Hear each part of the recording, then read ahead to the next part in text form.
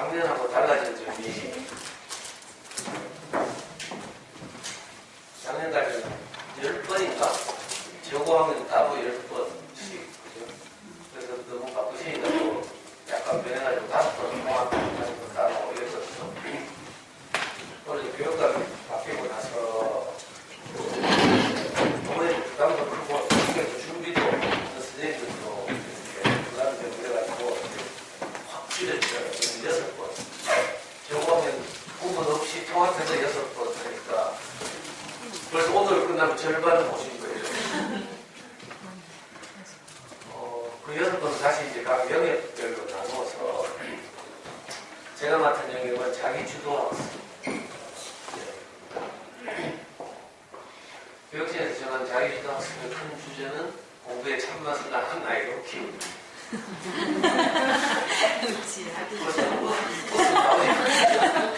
웃음 나오죠? 저도 아들 하나 키웠는데 한 번도 공부에 참맛을 난 적이 없어요. 주제가 너무 부담이 되는 주제고요. 또 범위도 넓기도 하고 이래가지고 교재 없으실 때 이제 그 교재 보시면 이 큰 주제 안에 다시 이제 작은 주제가 4개 있어요. 그 중에서 제가 오늘 주어진 언제까지 한 거, 몇 분까지 한 거예요? 12시? 12시까지요? 그래 오래요? 어머니들 뭐 일찍 가고 싶어 하시고 어떤 사람 11시 반까지 반드시 끝내라 하고 그 작은 주제가 4개 있는데 4가지 중에서 제일 마지막 주제를 가지고 조금이라도 도움이 되었으면 하는 마음으로 이 4번째 소주제가 사교육제로 학력성 수능어예요. 이것도 사실 좀 어렵죠. 사교육제로 하니까 너무 무리하다 싶기도 하고 하지만 취지는 어린 시절일수록 가능하면 사교육 경선하지 않고 스스로 힘을 빌려주고 싶겠다 이런 취지를 이제 우리가 이해하고 말씀드리고 있습니다. 아까 누가 저 소개하려고 했는데 누구였지? 코디입니까? 네. 그거 소개할 게 따로 없어가지고요. 보통 이제 연수받으러 오시는 쌤들 보면 그 교직에 오래 있었다던 교장 선생님 출신이거나 아니면 비교적 젊은 분들 보면 이제 대학원에 가서 교육 관련 전공을 하시는 분들이에요. 심리학, 상담, 교육 또는 뭐 하다못해 감정 코치 이런 거 이제 깊이 공부하시고 뭐 학사, 석사, 박사 이런 거 있는 분들일지도 어머니들한테 도움이 되는 말씀을 드리고 오시는데 저는 이것도 아니고 저것도 아니고 그래요. 교직에 있었던 적도 없고요. 그렇다고 대학원에 가서 무슨 관련 전공을 하거나 뭐 이런 적도 없어요. 그래가지고 소개가 늘 부끄럽고 막 그래가지고 요즘 하는 말은 야매죠, 야매. 라이센스 없는 야매. 그래서 좀 죄송하기도 하고. 근데 이제 솔직히 저는 이제 제가 이제 아들이 하나 있는데 이 아들이 원래 29 됐어요. 이 아들 키운 경험을 중심으로 여러분들에게 이제 뭐 수기 한 편 이런다 생각하시고 좀 편하게 들어주셨으면 좋겠습니다. 그 과정이 이제 조금이라도 너희들에게 뭐 영감을 드리거나 도움이 되었으면 좋겠다는 생각이 있고요. 그래서 저는 솔직히 말씀드려야 되겠는데 지금 원래 29대 우리 아들이 하나 있는데 이놈이 이제 4살쯤 부리고 있어요. 우리 아이가 뭐라고 애한테 호작질 하더라고. 뭐 따라해라 이렇게 자꾸 막 그때 신혼 때인데 단타세방에 아주 촌스러운 브로마이드 있죠. 왜 큰 거 왜 코팅된 거 있잖아요. 그거 2장 구해와가지고 벽에다 붙여놓고 애 보고 따라하는 거더라고. 가만히 보니까 기린 그림이 하나 그려져 있어요. 그리고 한글로 기린이라고 되어 있고 또 한글로 지라프라고 되어 있어요. 바로 열고 뭐 쥐 어쩌고 저쩌고 그러면서 애 보고 따라하고 지라프 그렇게 하면 그거 보니까 너무 딱 제가 뭐 잘 모르지만 하여튼 딱 보니까 저건 아니야. 그래가지고 서글퍼가지고요. 그때 제가 용기를 내가지고 진짜 우리 아버지한테 제안을 했어요. 여보 당신이 먹이고 입히고 재우고 이런 건 네 맘대로 하고 애 공부는 내가 시킬게 하면서 4살 때 아이를 뺏었잖아요. 공부를 해가지고 제가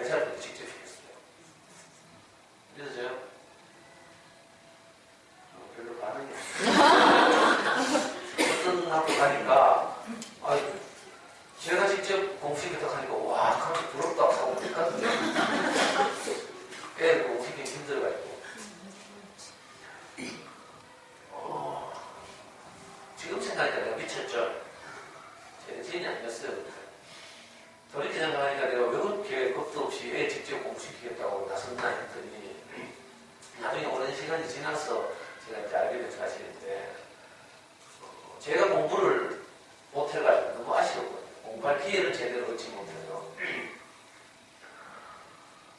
저는 초등학교 1학년 때 이제 아버지가 돌아가셨어요. 우리 아버지는 폐병 환자였는데 그 시립병원에 오다 계시다가 약에 내성이 생겨서 이렇게 낫질 않아가지고요. 퇴원하라 해가지고 퇴원해가지고 이제 옛날에 요광이 피 토하고 막 이러면 가족들 피 받아서 버리고 막 이러다가 이제 돌아가셨죠. 그게 제 초등학교 1학년 때 1학년은 봄날이었어요. 그때 형이 4학년이고 제가 1학년이고 동생이 6살 삼형제거든요. 그래가지고 뭐 아버지 누구 계실 때부터 이제 엄마가 공장에 나가서 일하고 선동병 대구 선동병이 유명하면 엄마가 이제 섬유산업인데 노동자로 평생을 다녔는데 아버지가 1학년 때 돌아가서 나니까 이제 형편이 좀 어렵겠죠. 엄마 혼자 삼형제를 키워하다 도저히 안 돼가지고 제가 4학년 때부터는 우리 형제들 친천집에 하나씩 보내냈어요. 엄마는 공장 기숙사가 그 저는 뭐 서울 전라도 이제 친척집 돌아다니려고 초등학교 6번째 다녔어요. 엄마가 뭐 아파트 사고 팔고 하느라고 전화를 자주 받는 게 아니고요. 같이 집에 오래 있으면 안 되니까. 그리고 더 참 지금 생각하니까 서글픈 일은 우리 사돈째는 초등학교를 졸업하고 아무도 중학교를 못 갔어요. 초등학교만 졸업하면 기술 배우러 이제 일하러 갔거든요. 이제 제 친지도는 14살 때인가 성의시장 근처에 가면 인쇄소 14살 때 인쇄소 사관으로 1,400원씩 일했어요. 나중에 제가 어떻게 해서 검정고시 해가지고 대학을 들어가지고 대학 들어가서 또 대만이라고 제가 공부를 한 번 못했어요. 제가 대학 들어갔을 때는 이제 영화 택시운전사 보시는 분이 있습니다. 그 시대적 배경이 영화 택시운전사 할 때 그때 같은 거. 대학 딱 들어가니까 막 그때 그 독일 기자가 왜 송강호 택시 타고 광주 가가지고 찍은 사진들이 있죠. 그 비극적 사진들이 국내 언론에 보도가 안 되는데 해외 언론에 보도됐어요. 그걸 이제 학생회에서 몰래 들여다가 크게 이제 확대해가지고 딱 걸어놓고 5월만 해만 5월만 되면 딱 기다리죠.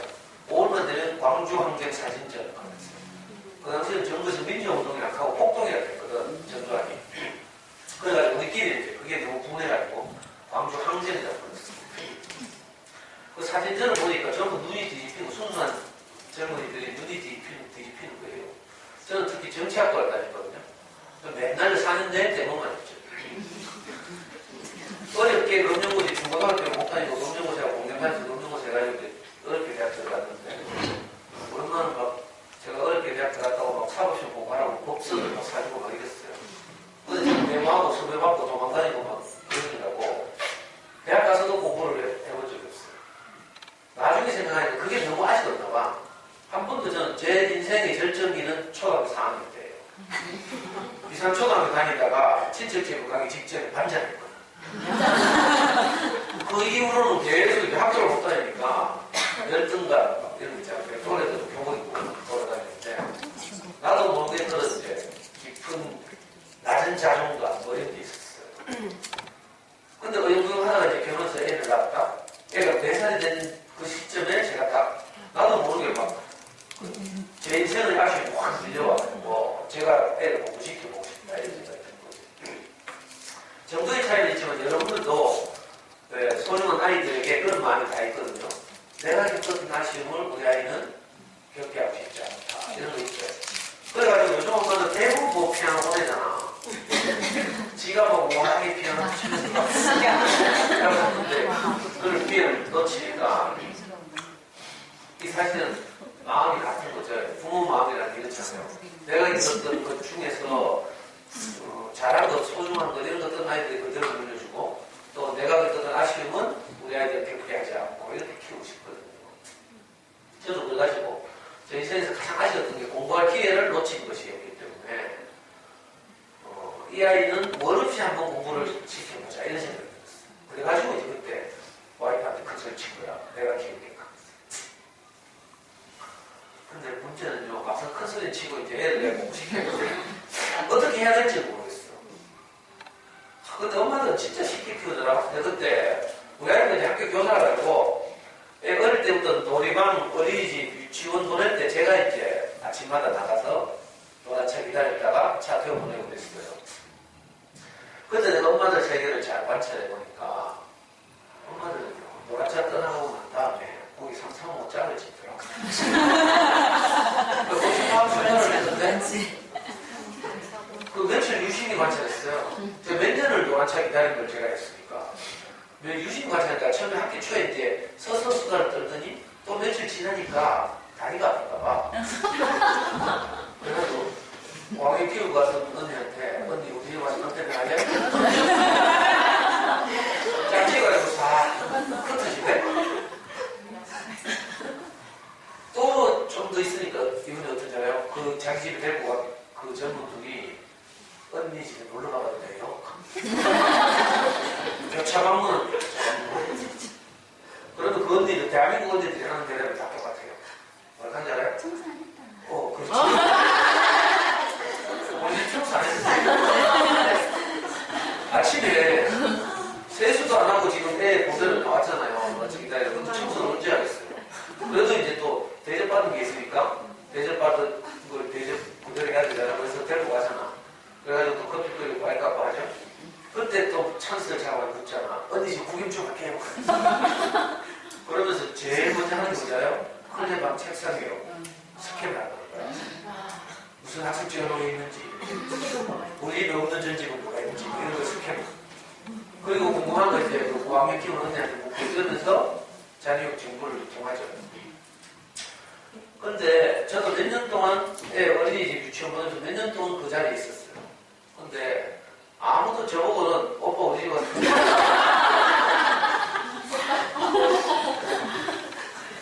저는 정말 외로웠어요. 정보를 얻을 때도 어떻게 DI를 키워야 될지 몰라가지고 진짜 힘들었죠. 그래가지고 제가 택한 그때 결단이 뭐였는가 하면 대구 시내에서 제일 큰 서점에 뛰어갔어요. 지금은 영풍 교보 알라딘이 내려왔지만 옛날에는 제일선이 들어갔어요. 시내 가면 제일선이 있었는데 거기 지하 1층에 가면 육아코너가 있거든요. 그 육아코너 지금 기억에도 큰 책장에 세 책장인가 전부 육아책. 거기 달려가가지고요. 아니 거짓말 조금 못해도 그거 한 것도 안 빼고 다 읽었어. 왜? 공부에 대한 아쉬움이 너무 크니까 제가. 특히 제일 먼저 읽은 책이 뭔지 알아요? 제목에 서울대자들이라는 책. 한 권도 안 빼고 다 읽었어요. 두 번째 서울대 제목을 다 읽고 난 다음에는 제목에 영재자들이라는 거. 다 샀어요. 이게 거짓말 아니에요. 심지어는 어느 정도는 하면 가끔씩 요즘은 수능이라고 그러죠. 옛날에는 학력고사라고 그랬는데 학력고사 전국 수석 엄마의 수기 하면서 우먼센스 찍으십니다. 우먼센스가 여성동화하고 여성중앙 이런 데 보면 제일 뒤에 교육실 왼쪽 이렇게 수기 경험담 실리죠. 그러면 그거 조정 하나에서 다 카피해서 그래라고 그랬습니다. 대충 한 게 아니고 미친놈처럼 자료력이 미친. 여러분들 저 처음 보죠? 아니요. 제가 전에 봤어요? 네. 아 그래요? 작년 전. 재작년쯤이었던 거. 지금 애들 다 컸는데 재작년에 제 강의를 들었다고 하면 벌써 이제 3, 4년 이상 됐단 말이에요. 1학년 아, 진짜 됐어요.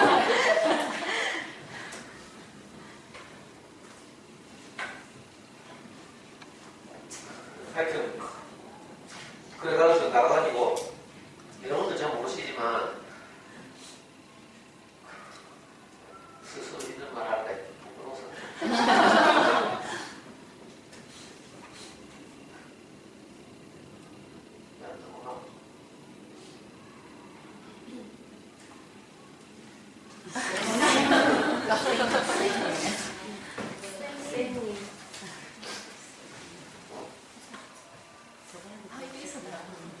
작업 실행이 어때?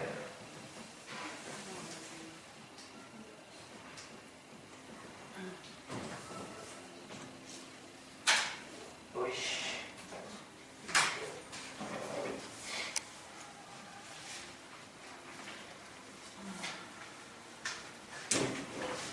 인사드리겠습니다. 김주영이라고 합니다. 안녕하세요. 여기 계신 네 분이 저를 선택하셨지만 저는 1년에 2명의 아이만 고지하기 때문에 네 분 중에 2분은 탈락하실 겁니다. 어머니, 저를 믿으셔야 합니다. 저를 믿는다는 건 어떤 상황이 오든 두려워하지 않고 반드시 최고의 결과를 보리라 기대하시는 겁니다. 네, 선생님. 믿어요. 믿고 말고. 다시 한번 말씀드립니다. 예서의 성적은 전적으로 저한테 맡기시고 어머님 그저 예서의 건강만 신경 써주십시오.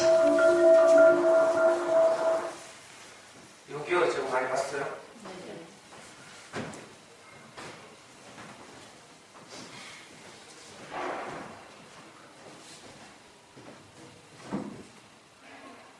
인사드리겠습니다. 김주영이라고 합니다. 안녕하세요. 여기 계신 네 분이 절 선택하셨지만 저는 1년에 2명의 아이만 부디하기 때문에 네 분 중에 2분은 탈락하실 겁니다. 어머니, 저를 믿으셔야 합니다. 저를 믿는다는 건 어떤 상황이 오든 두려워하지 않고 반드시 최고의 결과를 보리라 기대하시는 겁니다. 네, 선생님. 믿어요. 믿고 말고. 다시 한번 말씀드립니다. 예서의 성적은 전적으로 저한테 맡기시고 어머님 그저 예서의 건강만 신경 써주십시오. 어머니들께서는 저를 김정희 선생님 말 믿으면 안 되고 저 봤죠? 네. 부작용 많았죠? 막 자살도 하고 막 거짓말도 해야 되고 막 그렇잖아요. 저는 스스로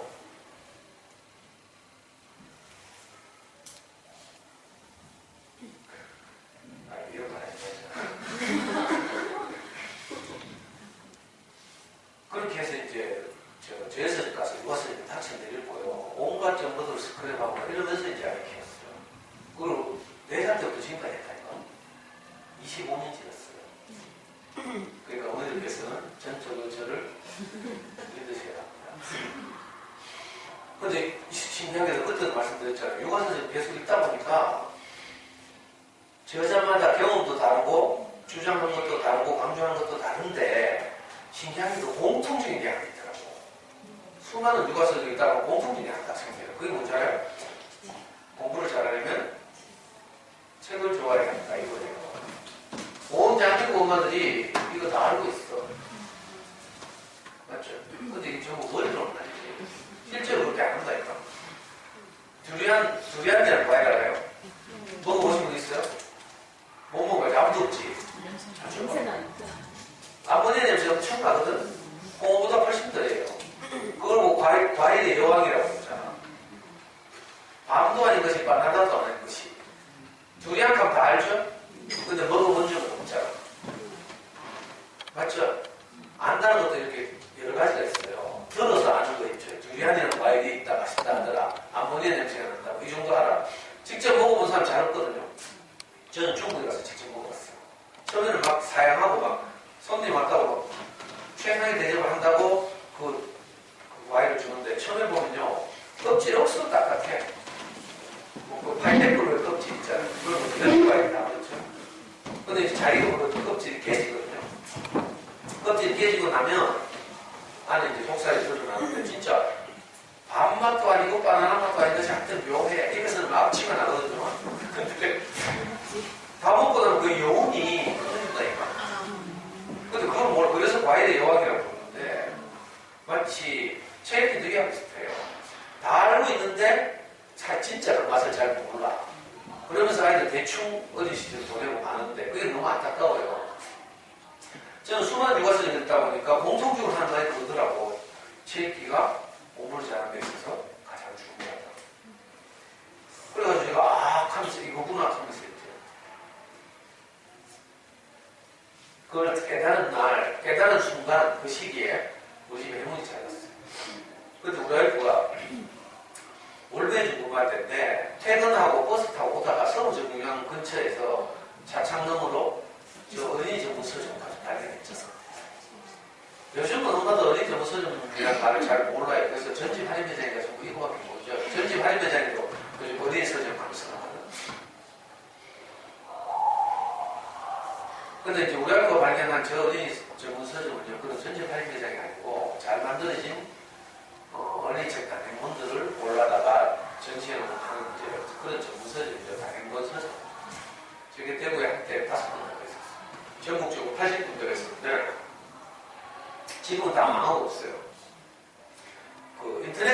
성장해서 할인 막 공시를 초반했고요. 또 동네마다 교원 웅진 언니들이 활약을 하고 있습니다. 자영어서는 다 망했죠. 지금 배구에 저 만천동 가는 조그만선 하나 살아남고 제가 이거 단골로 다 있었는데 지금은 문을 닫았어요. 그 처음에 우리 아이가 저를 끌고 아이하고 끌고 저기 가더라고. 그 억지로 보는 무중문도 뭐지 끌려갔죠. 가보니까 진짜 좋은 어린이책이 쫙 특히 그림책들이 그 당시에 우리 4살이었으니까 고민할 필요도 없어. 엄마들 좋은 어린이책이 어떤 책인지 몰라가지고 전부 동의서들에 따라서 웅진 교원 몬테소리 플레벨 아가월트 한국 노벨 뭐 한국 안드레셋 뭐 이런 거 막 사줘요. 그 사보면 이상하게 애들이 별로 안 읽고 이러거든. 진짜 좋은 어린이책은 애들이 좋아한다니까. 저는 여기 처음에 끌려가는데 가보고 눈이 번쩍 됐어. 야 진짜 책이 질도 좋고 제일 이쁜 책. 그래가지고 그 다음부터 제가 자발적으로 아이를 데리고 이 어린이집에 좀 다녔잖아요. 4살 때부터 일주일에 한 번씩 갔어. 갈 때마다 그림책을 10권에서 15권 사.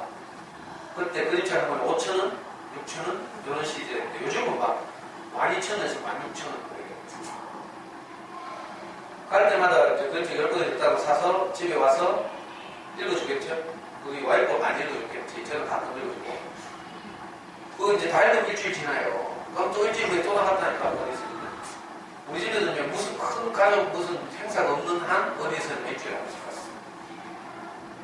그리고 언제까지 했는가 하면, 제가 그때 새로 오진 않았는데, 나중에 지나고 나서 보니까 제가 12년을 했더라고요. 우리 중학교 2학년 때까지. 대학교에 저 같은 아빠 없어요. 저는 밀어쳐야 돼요. 일주일에 한 번씩 어린이집에 가서 12년을 좋은 어린이책을 사서 읽어주고 이렇게 아이를 키운 집이 저는 지금까지 수많은 수기를 읽었지만 없어요. 진짜. 근데 신기하네요. 저는 지금 여러분도 그런 경험이 있을 텐데 왜 유치원에 애들 보내놓으면 생전 사용하지 않던 어떤 새로운 어휘를 애가 딱 배워가지고 어느 날부터 사용한다니까. 그래가지고 막 놀래가지고 기뻐가지고 물어보잖아. 니 그거 왜 알아? 애들이 뭘 한 줄 알아요? 다 내가 알았어 이 지랄한다. 그게 아니고요. 유치원에서 누가 이거 동화책 읽어줬구나. 그런 소리를 자꾸 듣다 보면 자기 말이 돼. 그래서 일반시간이 법칙이라고 많이 들으면 이게 자기한테 소화돼가지고 자기가 구사할 수 있게 돼요. 근데 많이 안 들은 어휘들은 사진 찾아가 뜻을 알아도 내가 사용하기는 어려워요. 아이들이 좋은 어휘 구중에 있다 보면 이런 능력이 항상 가장 쉽게는 어휘력부터 시작해서 나중에는 독해력, 그 다음에 사고력, 창의력 이런 게 잘해요. 진짜. 그래가지고 미리 말씀드린 우리 애들도 학원이나 과외는 한 번도 없었어요. 별로 안 놀래네. 아니 뭐가 잘하니까 뭐 사교육 받을 필요가 없어. 안 믿으실 것 같아가지고 제가 인증샷 이거 서점에 이거 우리 초등학교 5학년 때예요. 어린이날이었어. 어제 그저께 어린이날이었어요. 어린이날 되면 다 뭐 이벤트 행사 놀러 막 야외 나가잖아. 우리 집은 어린이 서점 갔어요. 거기 벌써 엄마가 참 힘들겠지. 힘들었겠지. 그러니까 인상 지금. 근데 어린이 서점 입장에서 생각해요. 다 야외로 놀러 나갔는데 자기 서점에 어린이가 책 사왔잖아. 고맙겠어, 고맙겠어요. 그래가지고 이벤트를 했다니까? 가족사진 촬영 이벤트. 갑자기 가족사진 찍으니까 우리 아이도 놀래가지고요. 다 장난치는 거야. 애는 막 쪽팔리다 하면서 막 지금은 그래도 추억의 사진이 되어가지고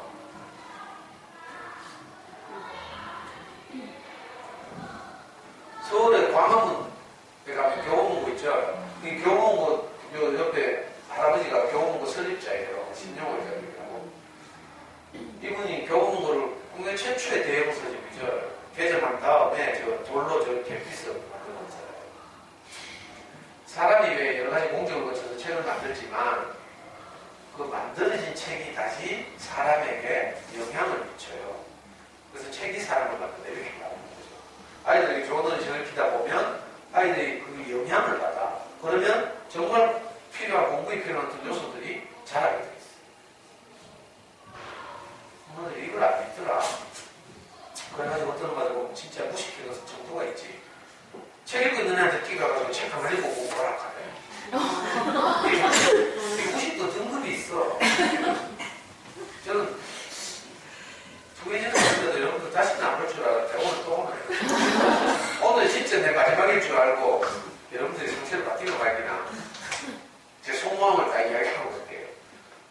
나중에 제가 하고 나서 욕해요.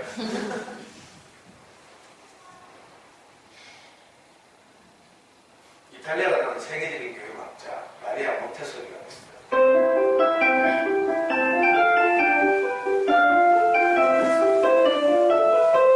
몬테소리 다 알죠?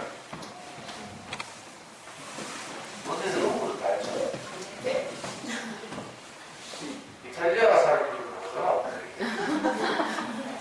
이분 유명한 분이에요. 그냥 뭐 몬테소리 음악 때문에 유명한 게 아니라 교육학자로서 이분이 특히 남긴 말 가운데 제가 가장 큰 그 영향을 받은 이야기는 뭔가 하면 한 아기가 훌륭한 어른으로 성장하려면 세 가지 영역이 균형 있게 발달해야 되는데 어느 한 영역만 특출나도 안 된대. 그게 뭔가 세 가지 영역이 첫째는 신체 영역, 건강. 그 다음 둘째는 인지 영역, 학습이죠. 셋째가 정서 영역. 그 세 가지가 균형감 있게 자라야 되는데 한쪽만 너무 크게 자라도 이상하죠. 애는 어린데 덩치가 어른이다. 이것도 이상하죠. 기형이죠. 그죠?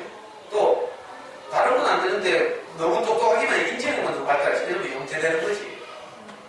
옛날에 그 우리나라 유명한 연기에서 송유군이라고 걔는 너무 똑똑해가지고 또래하고 원보라 시시해가지고 5살, 6살 때 대학생들하고 토론하고 이래야 되는데 그것도 행복한 일이 아니에요. 뭐 국가를 위해서 기여할지 모르지만 개인적으로 내 아들이 그런 건 좀 힘든 일이죠. 그래서 균형감 있게 자라는 게 가장 일반적인 거예요. 자, 신체 영역, 인지 영역, 정서 영역. 신체 영역이라고 여러분들 알아서 옛날에 뭐 우리 엄마는 막그 국끓이거나 하면 있잖아요. 무조건 가족 죽기는 많이 만들다가 화학적으로 옛날에 미풍, 미원은 좀 비싸고 미원을 이거 짝 미풍이라고 일본 말로는 그 아지노모토라고 부르는데 그거 막 태웠다니까. 요즘 아무도 안 태우죠. 식당이나 태울까 만들려고 가족들 위해서 안 태우죠. 그 요즘 왜 유기농 조작식품 이런 거 안 사고 아토피 애들 하니까 또 유기농 먹거리 찾고 막 하잖아요. 그게 다 건강을 신체 때문에 그래요. 두 번째는 이제 인지형이죠. 인지형이 이게 학습에 필요한 요소들. 저런 요소들이 잘 자라겠죠. 인지형이 구성하는 요소가 뭔가 하면 사고력. 제일 중요한 게 생각하는 힘이에요.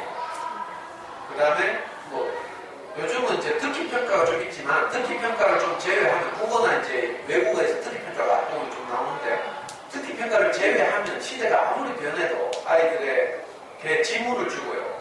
그 지문을 읽고 이해하는 힘 이걸 측정해요. 맞죠? 그게 이제 독해.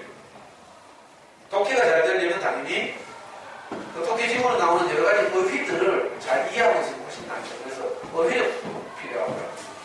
또 창의력도 있어야 돼요. 지식과 정보는 요즘은 지문을 통해서 다 제공해요. 옛날에는 한 개인이 많이 외우고 있으면 똑똑하다고 소리를 들었어요. 요즘은 모르는 거 있으면 네이버에 물어보면 다 네이버 안 되면 구글 검색해요. 맞죠? 그리고 또 요즘은 시대가 달라져가지고 옛날에는 네이버였는데 요즘은 네이버 검색가 맞아져요. 유튜브 검색하면 못 봤어요. 알아요? 아니 화장대 물 막히잖아요. 유튜브에 화장대 물 딱 쳐봐. 그럼 어떻게 뚫는지 쫙 동영상으로 막 아주 친절하게 안내하고 있어요. 모르고 오만 게 가능해요. 그러니까 옛날처럼 막 한 개인이 많은 지식을 암기하고 이런 시대가 아니에요. 창의성 중에 지문을 통해서 지식을 이런 걸 다 주고 거기서 무엇을 건져 올리라고 이렇게 하고 이런 요소들을 아이들 어릴 때 특히 초등학교 시절에 잘 해야 하는 거죠. 이거 안 되면 나중에 있잖아요. 공부할 동기가 생겼어. 철이 들어가지고 중학교, 고등학교 때 책상에 앉아서 결심을 하고 공부를 시작해 5분 만에 냉장고 문 열어놔요. 왜? 저는 요소도 준비가 안 됐으니까 집중이 안 돼. 모르는 말에 막히고 막 이러죠. 그러면 이제 집중이 깨지면 냉장고 궁금해서 물 마신다고 말하거든요. 안타까운 일이 벌어져요. 어린 시절에 이런 걸 이제 잘 자라게 해야 되는데 옛날에 지금은 절판대가 없는 책이지만 우리나라 천재적인 수필가 있어요. 이현영 선생님이라고. 옛날에 문화부 장관, 초대 문화부 장관도 하시고 지금은 이제 80대 고령이 돼가지고 안 투병하고 계신데 이현영 선생님이 옛날에 우리 학부모들 책을 하나 그랬어요. 그 책의 제목이 뭐였는가 하면 천년을 만드는 엄마. 지금은 절판대가 없어요. 그 천년을 만드는 막 멀리 보고 아이를 키우라는 거지. 제목부터 벌써 좋죠. 천년을 만드는 막. 그 책 보면 제가 그 책 보고 제일 감명받은 큰 줄이 이거예요. 그 선생님 말씀하시기를 아이를 키우는 일은 마치 콩나물 씨루에 물을 주는 것하고 비슷하다. 콩나물 씨루에 물을 주면 어떻게 돼요?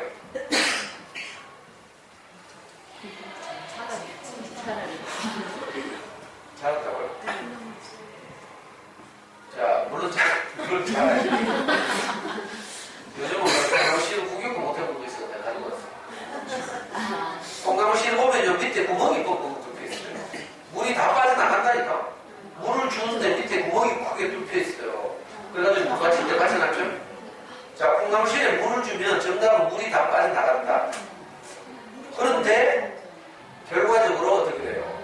콩나물은 물이 다 빠져나가는 게 아니고요. 수분을 머금고 있다가 그 힘으로 콩나물이 자라요. 이게 신기하더라. 분명히 얼핏 보기에는 물이 다 빠져나갈 것 같아. 밑에 구멍이 꿀꿀 뚫려 있으니까. 자, 아이들이 어릴 때 책을 읽고 있잖아요. 남는 게 없는 것 같죠? 다 빠져나갈 것 같아. 그래가지고 엄마들 불안하니까 책 그만히 보고 공부할까. 그래가지고 뭐가 남아야 되죠? 뭐가 남아야 돼? 진도가 남아야 되지. 아니면 채점한 흔적, 동그라미, 개수 이런 게 남아야 되잖아. 그럼 좀 이런 거가 나죠. 근데 그게 아니더라. 그건 진짜 실력을 키우는 방식이에요. 진짜 실력은 눈에 보이지 않아. 그래서 일본의 어떤 학자는요, 이걸 보고 숨은 실력이 있는 거지. 기말고사로서 드러나지도 않아. 기말고사는 그때 배운 거 잘 배우고 있으면 좋은 평가를 받는 거죠. 근데 진짜 그 아이의 실력은 뭐가 숨은 실력이죠. 아까 말한 생각하는 힘, 또 집중하는 힘, 독해하는 힘, 뭐 이런 거 있잖아요. 어휘력, 창의력, 이런 것들이 잘 자라야 갈수록 힘을 발휘하는 거야. 근데 이게 안 되고, 당장 학습지 뭐 진도만 나가고 있다. 이건 어려운 거죠. 그래서 멀리 보고 아이를 키워야 돼.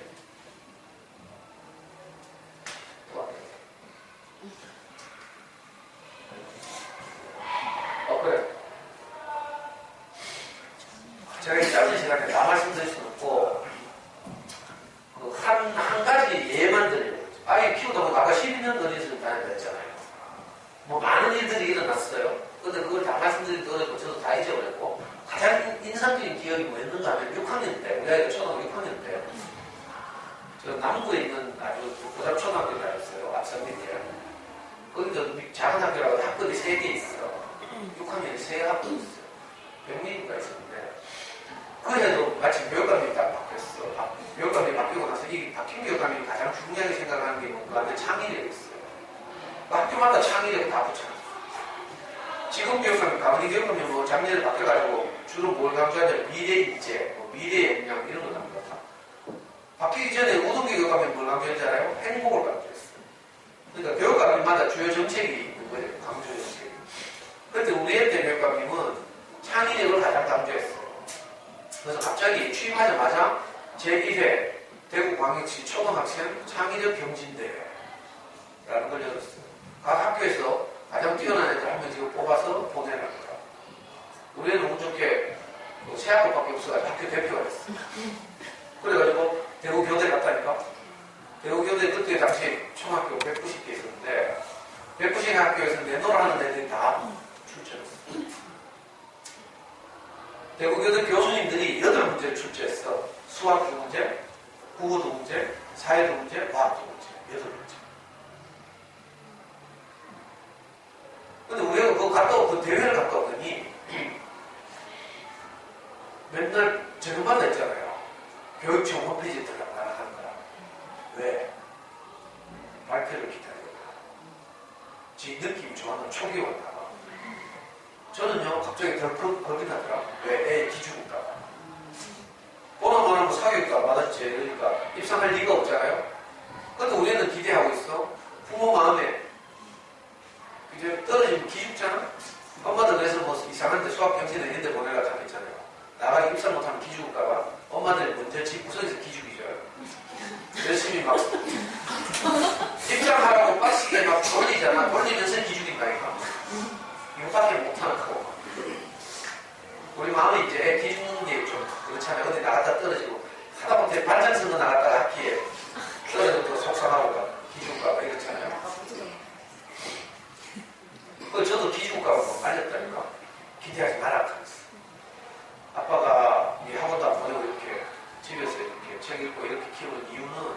지금 당장 뭐 입던하고 입상하자는 게 아니고 나중에 우리는 멀리 보고 아빠가들을 키우고 있다. 이는 수능 칠 때 전국 수능하면 되니까 지금 저 진짜 못했다니까. 근데 우리는요 제 말을 개무시하고 계속 오픈이 들어가라 하더라. 마침 내 발표가 났어요. 어떻게 될게요? 네? 몇 등에 생각해요? 이거 보니까 그래 입사했지다. 몇 등? 2등? 2등 하는 거 처음 보네. 대부분 1등 해줘야지. 아니었던 걸로 기억해서. 갑자기 안 해서. 2등이었어, 2등. 그 있잖아요. 그 당시에 대구에서 제일 똑똑한 애가 위에 동기 중에 대구에서 제일 똑똑한 애가 있었다니까. 원래 지금도 그렇지만 그 초등학교 5학년 6학년 때 제일 똑똑한 애들은 어디 있는가 하면 경북대학교 영재교육원 있었어. 경북대학교 영재교육원 가면 주말마다 교수님들 만나가지고 막 실습 같이 하고 이런 애들 있다니까. 걔네들 진짜 똑똑하고 그 다음에 요즘 이제 우리한테는 없었는데 영재교육원이 통과돼가지고 교육청 경제학하면서 서부교육청 60명, 동부교육청 60명, 남부교육청 60명 뽑아요. 달성군은 20명. 그 진짜 영재들 있어요. 그 당시에는 이제 경북대학교 영재교육원 애들이 제일 똑똑했어. 걔는 다 학교 대표를 맡잖아, 자기 학교에서. 우리 동기 중에 제일 똑똑한 애가 누구였던가 지금 이름도 아니죠. 걔는 저 달서구에 있는 도원초등학교 갔어. 도원초등학교 대표를 출전했다. 나중에 걔 어떻게 된 줄 알아요? 도원초등학교, 도원중학교 나와가지고 부산에 그때 처음으로 한국과학대학교 감시했어. 거기 들어갔잖아. 거기를 무려 2년 만에 졸업했어요. 그리고 미국에 있는 프린스턴 대학교 가대가 있어. 걔는 벌써 유전자가 다르면 나중에 내가 조사해보니까 걔는 초등학교 4학년 때 아빠가 프린스턴의 교환교수로 갔어. 그거 따라가 같이 살았지. 그러면서 그 꿈을 키웠대. 자기가 나이 크면 여기 와서 공부하겠다. 벌써 유전자가 달라. 우리 집은 식당에서 맨날 욕지나 나오고. 저는 어릴 때 슬럼가에 살았거든요. 산동 슬럼가에서.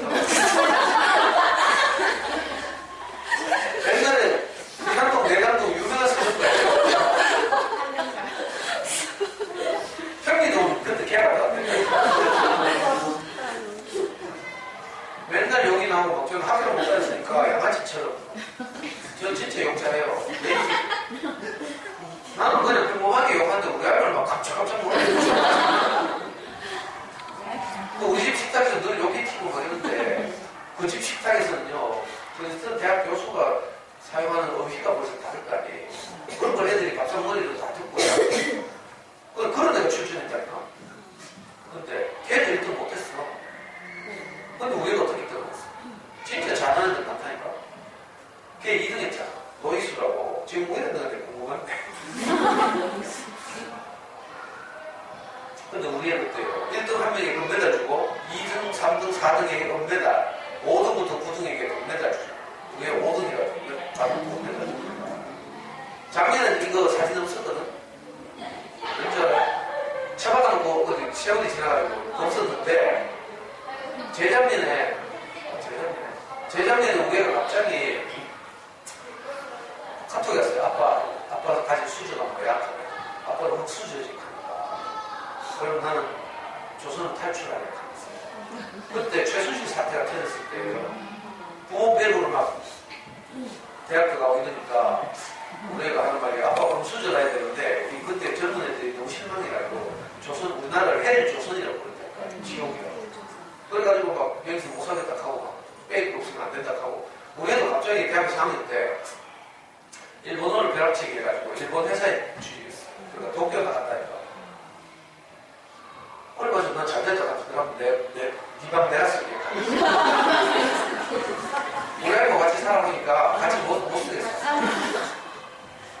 이 생활 사이클도 너무 다른 거예요. 너무 정신이 사나워가지고. 우리 애는 병이 하나 있는데 편면을 그냥 못 두고 보는데 편면 공포증이라고 해요. 그냥 평평한 면이 있으면 여기 뭘 못 두고 물건을 계속 못 얹어야 돼. 저는 깔끔하게 탁탁탁 꽂고 제작하고 이래야 되거든. 그냥 정신 사나워 못 살겠어. 근데 우리 아이들은요, 넓적 한 편 보면 그냥 못 봐. 그걸 뭘 얹어, 그냥 얹고 싶어, 그냥 얹고,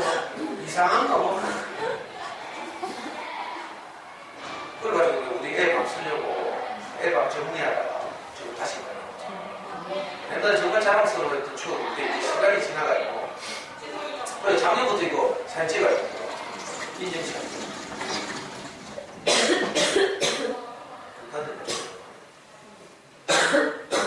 아니, 그때 정말 자랑스러웠어요. 아무 사격 없었는데, 그때 부분 문제 이런 게 나서 두 문제 나왔는데, 부분 문제. 지문, 긴 지문을 줬어. 제가 그때 문제 따고 받아가 다 읽어봤거든. 은행나무에 관한 긴 지문을 줬어. 은행나무는 지금부터 약 2억 년 전에 지구상에 출현해서 여러 대륙으로 번성하면서 지금도 잘 살고 있다 하면서. 은행나무가 인류에게 주는 유익은 이런 것들이 있다. 긴 지문을 주고요. 그런데 은행나무보다 늦게 출현한 식물들 가운데 벌써 멸종하고 지구상에서 더 이상 보이지 않는 식물들이 많이 있다. 이런 것들이 있다. 긴 지문을 주고 밑에 문제 하나 딱 달려있어요. 네가 생각하기에 은행나무가 지금까지 멸종하지 않고 있는 이유를 생각나는 대로 써라. 그리고 답을 다는 칸이 20칸이에요. 20칸. 많이 생각해낼수록, 창의적으로 많은 생각을 해낼수록 높은 평가를 합니다. 또 한 문제는 뭔지 알아요? 애기 엄마 둘이서 아기는 하나 안고 솔로몬에게 찾아왔다. 알죠, 솔로몬? 이스라엘에서 가장 지혜로운 엄마. 두 엄마가 서로 자기 아기라고 우기고 있다. 솔로몬이 도저히 친엄마를 가르쳐줄 수 없어가지고 바통을 내가지고 나눠 가지라고. 그러니까 친엄마는 막 울면서 놀래가지고 막 울면서 그러지 마시라고 제가 양보하겠다고 하고, 고녀는 내일 그러시라고. 그래가지고 솔로몬이 딱 네가 가짜네. 요즘 말하면 친자 확인 소송. DNA 검사는 간다는데 그 당시에 과학 기술이 없잖아요. 이 긴 지문을 주고요. 문제 딱 하나 있어요. 네가 만약 솔로몬이라면 친엄마를 어떻게 가르칠 것인지 생각나는 대로 써라. 또 20칸. 이거 어떻게 했어요? 뭘 외워서 될 일이에요, 이게? 아니라니까.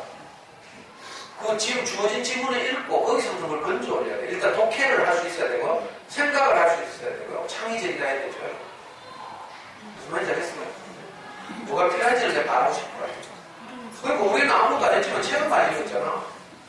책을 많이 읽으면 지가 다 경험해보지 못한 것이라도 간접 경험. 그러면 생각하는 힘이 풍성해져요. 그러니까 얘가 지금 느낌이 좋아가지고 발표를 계속 기다리는 거죠. 진짜 나도 이거 말고도 다른 많은 흔적들이 있었지만 확신을 더 가지게 된 아주 중요한 사건이었어요. 나중에 영재교육법 통과되고 나서는 우리 남북교육청 소속인데 남북교육청에서 20명을 총학생들 중에 20명을 뽑는 영재시험을 쳤는데 우리 그거 쉽게 통과하더라고요. 아무것도 안 했는데. 아무것도 안 했다고 보지 말고 책 많이 읽고 수학 공부 제가 직접 시켰고.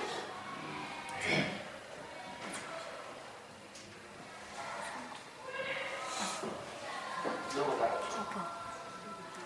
넘어가야죠.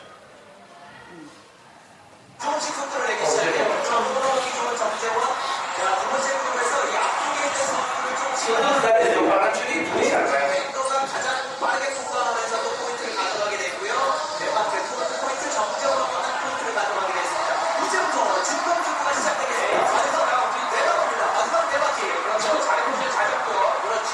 자, 지금까지의 포인트보다 마지막에 2위, 3위가 중요합니다. 네, 자, 이승원 나옵니다. 이승원 나옵니다. 자, 우리 쪽 정재원, 이승원, 정재원. 자, 그렇죠. 자, 중요하죠. 잡아냈다.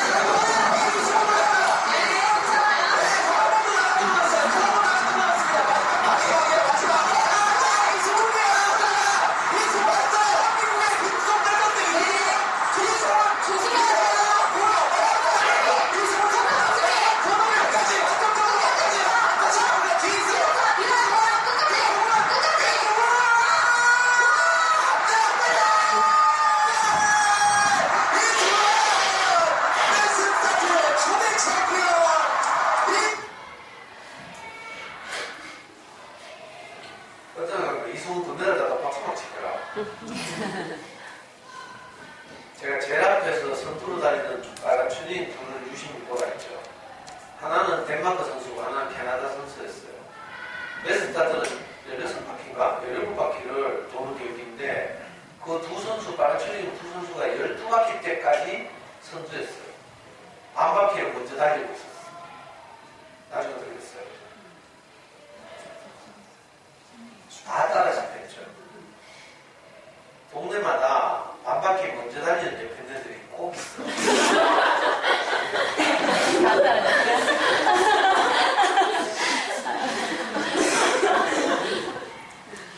여기 있을지도 몰라. 그래도 자녀교육 관심 있고 이런 분들이 이렇게 한다니까. 왜? 불안해서 그렇죠. 남들보다 반 바퀴 먼저 달리고. 초등학교 때 반 바퀴 먼저 달려봐야 저 레이스에서 초반에 반 바퀴 먼저 달리니까 똑같거든. 나중에는 다 탄다고요. 저는 미리 말씀드리지만 초등학교 때 올백 맞은 애를 많이 보거든. 그 애들이 좀 노골적으로 말하면 나중에 뭐 서울에 있는 대학 가는 애 거의 없어요. 왜 그런지 알아요? 초등학교 때는 반 바퀴 먼저 달리면 안 돼. 이걸 알아야 되는데. 저 불안해서 그럼 불안해서. 근데 다 따라잡히지 뭐 체력이 안 되니까. 이승은 어때요? 중간쯤에 딱 숨어가지고 자기 페이스대로 달리다가 스퍼트 할 딱 몇 바퀴 안 남기려고 막 치고 나오잖아. 마지막 바퀴 때 선수로 나왔어요. 자녀교육도 마찬가지인데 아이들이 이렇게 성장하기가 나오는 과정에서 스퍼트 할 시기가 있어. 그 시기가 언제인 줄 알아요? 공부 잘하는 애들은 고등학교 2학년 겨울방학. 평범한 애들은 고3, 3월달. 애 정신 차리는 거죠. 근데 초등학교 2학년 때 벌써 반바퀴 먼저 달리면 어떻게 돼요? 나중에 되면 체력이 딸려서 안 돼. 왠지 알아요? 그럼 반바퀴 먼저 달리고 체력도 되면 되잖아. 이렇게 하고 있다. 애들이 하루 사용할 수 있는 시간은 정해져 있어요. 맞죠? 자는데 8시간, 뭐 학교 가고 숙제하는데 8시간, 노는데 빼고 나면 하루에 아이들이 뭐 사용할 수 있는 시간은 한 2-3시간밖에 안 돼, 사실. 이 시간에 학습지를 하고 있다, 문제 풀고 있다. 그러면 책 읽을 수 있어, 없어요? 없죠? 학습지도 하고 책도 읽으면 안 돼요. 이거 하고 있다? 욕심은 많아가지고. 그러면 10,000원 가지고 이 강의 끝나고 내일까 10,000원이 있어. 이 강의 끝나고 10,000원 가지고 가다가 동네 양평에 뭐 옷 파는 가게에서 10,000원짜리 티셔츠 하나를 봤어. 그 티셔츠를 딱 샀어. 그러면 밥 먹으러 10,000원짜리 밥 먹으러 갈 수 있어, 없어요? 없어요. 되게 많은 밥이 없다니까. 자, 내가 티셔츠 10,000원짜리를 사는 행위는 단순히 돈을 10,000원 지불하는 게 아니고요. 10,000원짜리 점심을 먹을 기회를 비용으로 주는 거야. 이걸 뭐 경제학에서 기회 비용 이렇게 불러요. 자, 우리 아이들이 자기가 사용할 수 있는 시간은 정해져 있어. 둘 다 할 수 없어. 시간이 한계가 있잖아. 자, 이걸 가지고 엉뚱한 짓을 하고 있어. 그러면 책을 읽으면서 길게 무슨 힘을 키우는 기회를 비용으로 지불한다. 그래서 둘 중에 하나밖에 못하다.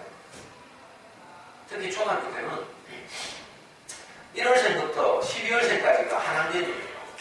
당연히 1월생, 2월생들 보면 엄청 성숙하다니까. 머리 하나씩 크고 막 이래.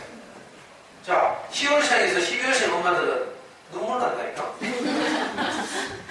우리가 너무 못해가지고 1, 2월생 잘한다고 뭐 그거 따라가지고 고무줄 너무 땡기거든요. 그런데 이제 활력을 잃어. 애들이 가능성이 많다니까. 근데 불행하게 우리 애는 10월생이야. 어떻게 해?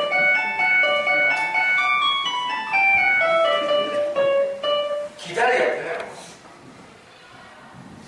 기다리면 언젠가 우리 애들 포텐이 터질 날이 온다니까. 안 와도 할 수 없고. 근데 기회는 제공해야 되는 기회는 애들 키 크는 것도 보면요. 어떤 애는 5학년 때 쑥 자라. 근데 어떤 애는 중학교 2학년 때 자라. 맞죠? 너 무심하더라고 좀 늦게 애들은 고등학교 때 쑥 자라는 애도 있어요. 이 인지 능력도 마찬가지인데 학습에 필요한 것도 아이들이 자라는 시기가 다 다르거든. 1, 2월생은 좀 빠르죠. 그래서 1학년인데도 1, 2월생들은 누구나 막 외우고 그런다니까. 근데 10월생들은 저는 4학년 때도 잘 못해요. 근데 시간이 흘러가지고 나중에 여러분들 나이가 되면 그거보다 못한 사람 있어요? 없죠. 그래. 이런 거예요, 원래. 우리 애들 여기 2월생이었거든. 우리 애 때는 3월생부터 이듬해 2월생까지가 단원이에요. 우리 애는 이듬해 2월생이었어요. 그래서 얼마나 작겠어요. 그래도 책을 많이 읽어가지고 공부는 괜찮았는데 문제는 운동. 우리 애 때는 달리기 하면 초등학교 운동회 때 달리기 하잖아. 50m, 60m 뛰는데 우리는 한 번도 꼴찌를 안 한 적이 없어요. 맨날 6등, 6등. 오늘은 제가 잠깐 먼저 팔고 있는데 4등을 했대. 너무 기뻐가지고 도장 찍어주자 뛰가 보니까 4명이 됐어요. 또 어떤 애는 5학년 때인지 제가 정확하지 않은데 어떤 애는 애들 운동이 하면 하얀 실내화 신고 뛰거든. 그 애는요, 우리 와이프가 5학년 때구나. 이제 5학년, 6학년밖에 안 남았으니까 실내화를 새 거 사주면서 6학년 때까지 신으라고 운동한 거 신었어. 딱 맞는 거 신고 뛰어도 꼴찌인데 운동한 거 신고 뛰다가 결국 한짝 뽑혔지. 애가 뭐 얼굴 벌거이가 부끄러워가지고요. 그 포켓 신발 들고 저로 끌으면서 60m 뛰는데 선두하고 30m 차이였어. 내가 그거 보는데 진짜 이혼하고 싶었어요. 내가 너무 속상해가지고. 저는 어릴 때 친척집을 돌아다녔잖아요. 자존감이 너무 낮아서 기죽고 있잖아요. 저는 미술 시간이 너무 두려웠어요. 왜 미술 시간에 도화지하고 크레파스를 준비해 가야 되는데 크레파스는 내가 친구들 버린 걸 동강 크레파스를 다 모아가지고 비닐봉지에 묶어가지고 다녔어요. 근데 도화지를 안 사줄 사람이 없는 거야. 그래서 저는 미술 시간만 되면 막 너무 두려워요. 그런 낭패감 이게 제 경험이 있어가지고 내가 하여튼 기죽는 게 너무 싫어. 자존감 낮아지고. 근데 운동화 풍덩한 거 사줘야지.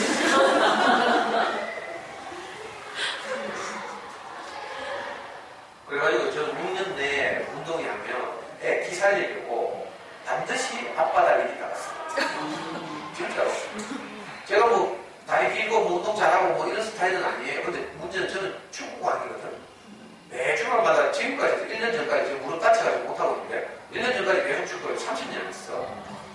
그러니까 달리기 딱 출발선상에 서잖아요. 나는 맨날 주말마다 뛰니까 보통 안 뛰다가 왜 직장생활 하다가 안 뛰잖아. 아무리 다리기도 소용없어.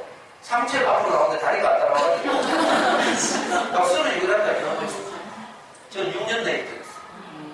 그걸 비교 타가지고 애 반에 찾아가지고 애 기사내라. 이게 싫은데. 어떤 애는 내가 출발선 아빠는 보통 4명 달리거든. 출발선에 딱 섰어. 이게 내가 했는지 모르겠는데 섰는데 내 오른쪽 저는 일부러 이제 안쪽 라인에 섰거든. 이게 원래 같이 막 레인에 따라서 앞에가 어디 없잖아. 저 안쪽에 서는 게 제일 중요한 거예요. 제가 안쪽 라인을 일부러 파고도 딱 섰어요. 근데 오른쪽 보니까 키 크고 다리도 길고 체육복 딱 가입고 아빠가 있다. 느낌이 벌써 안 좋대. 그래가지고 내가 그때 같이 배가 사가지고 화장실 갔잖아. 갔다 오니까 그저 출발하고. 그러니까 다른 쪽에서 뛰어갔거든. 그 6년 된 애 기사님이라고 앞바닥이고 미국 타가지고 애 많이 잘하고 있었어요. 그런데 우리가 중학교 2학년이었어요. 내가 앞산에 있는 대변중학교 나왔는데 중학생 되니까 체육대회를 가다 운동회를 안 가고 공부는 가지도 않고 체육대회를 하는데 나는 계시 대표가 됐어. 그 정도 되면 난 꼴찌 않을까. 근데 놀래가지고 애 불러가지고 물어봤어요.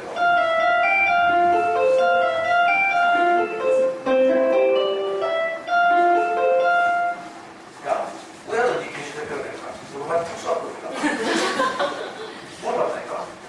그랬더니 기분이 확 나빠가지고. 성명스럽게 몰라.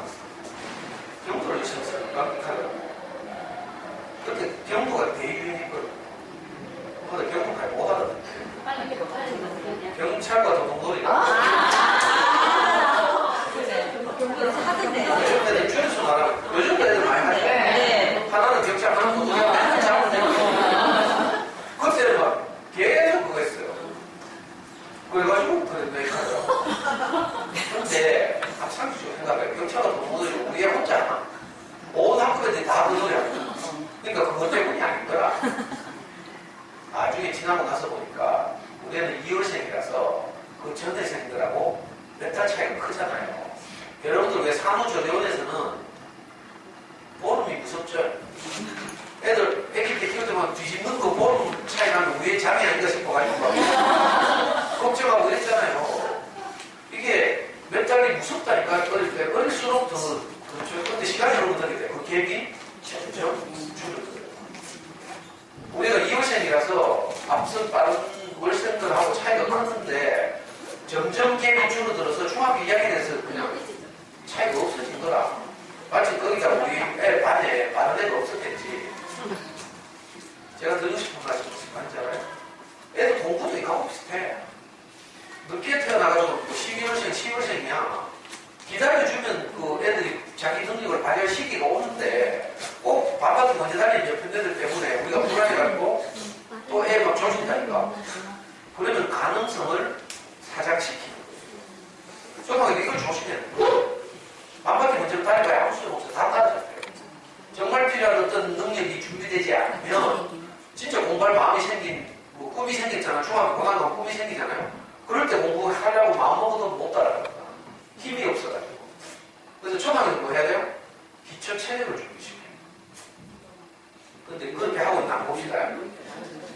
여러분들 아기들 아직 어리니까 이제 커서 수능치를 갔다 오셨다고 빌려놓고 거꾸로 돌려서 차는 대로 그렇게 해볼게요. 자, 19살 됐을 때 고3이야. 수능치를 갔어. 수능고사장에서 가장 긴장되는 시험을 쳐요. 맞죠? 1교시가 국어인데 국어 시험은요, 무려 그 큰 시험지, 판질지 크기의 시험지에 16쪽인가 17쪽이 문제로 인쇄돼서 나와. 미친다니까? 지문 빡빡 해주고 문제 3개다 이랬어. 제가 빠르게 지문 읽고 나면요, 밑에 내려가면 또 다시 지문으로 올라가래. 밑줄치, 기억부터 미음 중에서. 용법이 다른 것을 하나 보고 시험 가면 기억이 생각이 나야지. 그럼 다시 또 지문으로 돌아간다. 기억이 뭐지? 하면서 하나하나 따지고 막. 이래가지고 문제, 3문제 다 풀었어? 이제, 뭐, 안도의 한숨 내쉬면서 딱 넘기잖아. 또 지문이 태산같이 들어. 이걸요, 80분 동안 하는데, 이상한 일이다. 30명이 한 교실에 시험 치는데, 한 교실에서 시간 내에 문제를 다 풀고 하는 애는 29명 못해. 한 명 있을까 말까요? 이게 지도체가 그냥 미스테리예요. 왜냐, 이 젊은 엄마들이 이 아이들이 어릴 때 책 읽기가 중요하다는 사실을 다 알고 있었는데, 제가 15년 전에도 똑같은 강의 했거든. 다 알고 있더라. 책 읽기가 중요하다면서. 근데 왜 이렇게 하길래 수능치러 가면 다 시간이 부족해. 이게 슬픈 현실이에요. 국어 시험은요, 첫 시간에는 엎어놓고 자지는 못해. 다음 시간 조지니까. 거기다 지가 양심이 지고 국어는 우리 말. 수학 같은 거 아무리 찾아봐도 모르니까 국어는 못 찾다니까. 그 시간 부족하지. 나중에 7문제, 10문제 남아가지고 막 그때 찍고 막 이래야 되죠. 이게 슬픈 현실이야. 이상하죠. 다 알고 있대. 체육기가 중요한 거 다 알고 있대. 근데 왜 시간이 부족해? 미스테리예요. 자, 이 아이들이 두 번째 고등학교 1학년 내려갔어. 고등학교 1학년 딱 들어가면 체육 시간이 없어. 공부 잘하는 애들은 무슨 공부해야 돼요? 수업 공부해야 돼. 수업이 하도 많아가지고 공부할 시간은 야자 시간밖에 없어. 그리고 주말. 자기 공부 시간의 50%를 수업 공부해야 돼. 30% 영공부. 나머지 1, 20%를 사탐이나 가탐 해야 돼. 보공부 따로 시간 없어요. 이게 현실이야. 물론 공부 포기한 애들은 사탐하고 있지.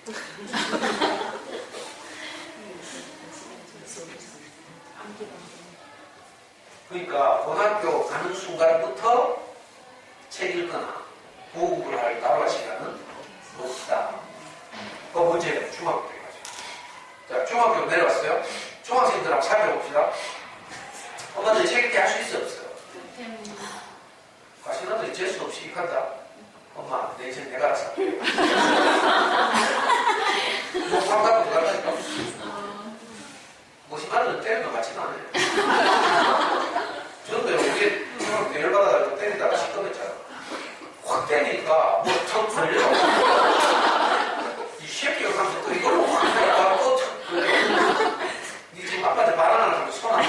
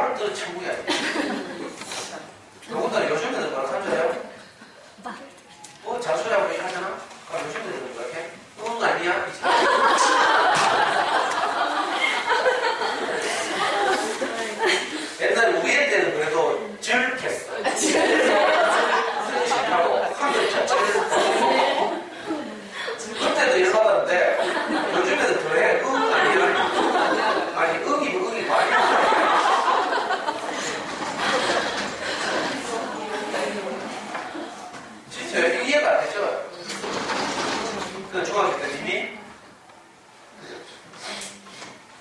그러니까 언제 초등학교 내려가야 되면 초등학교 5학년 때를 돌아봅시다.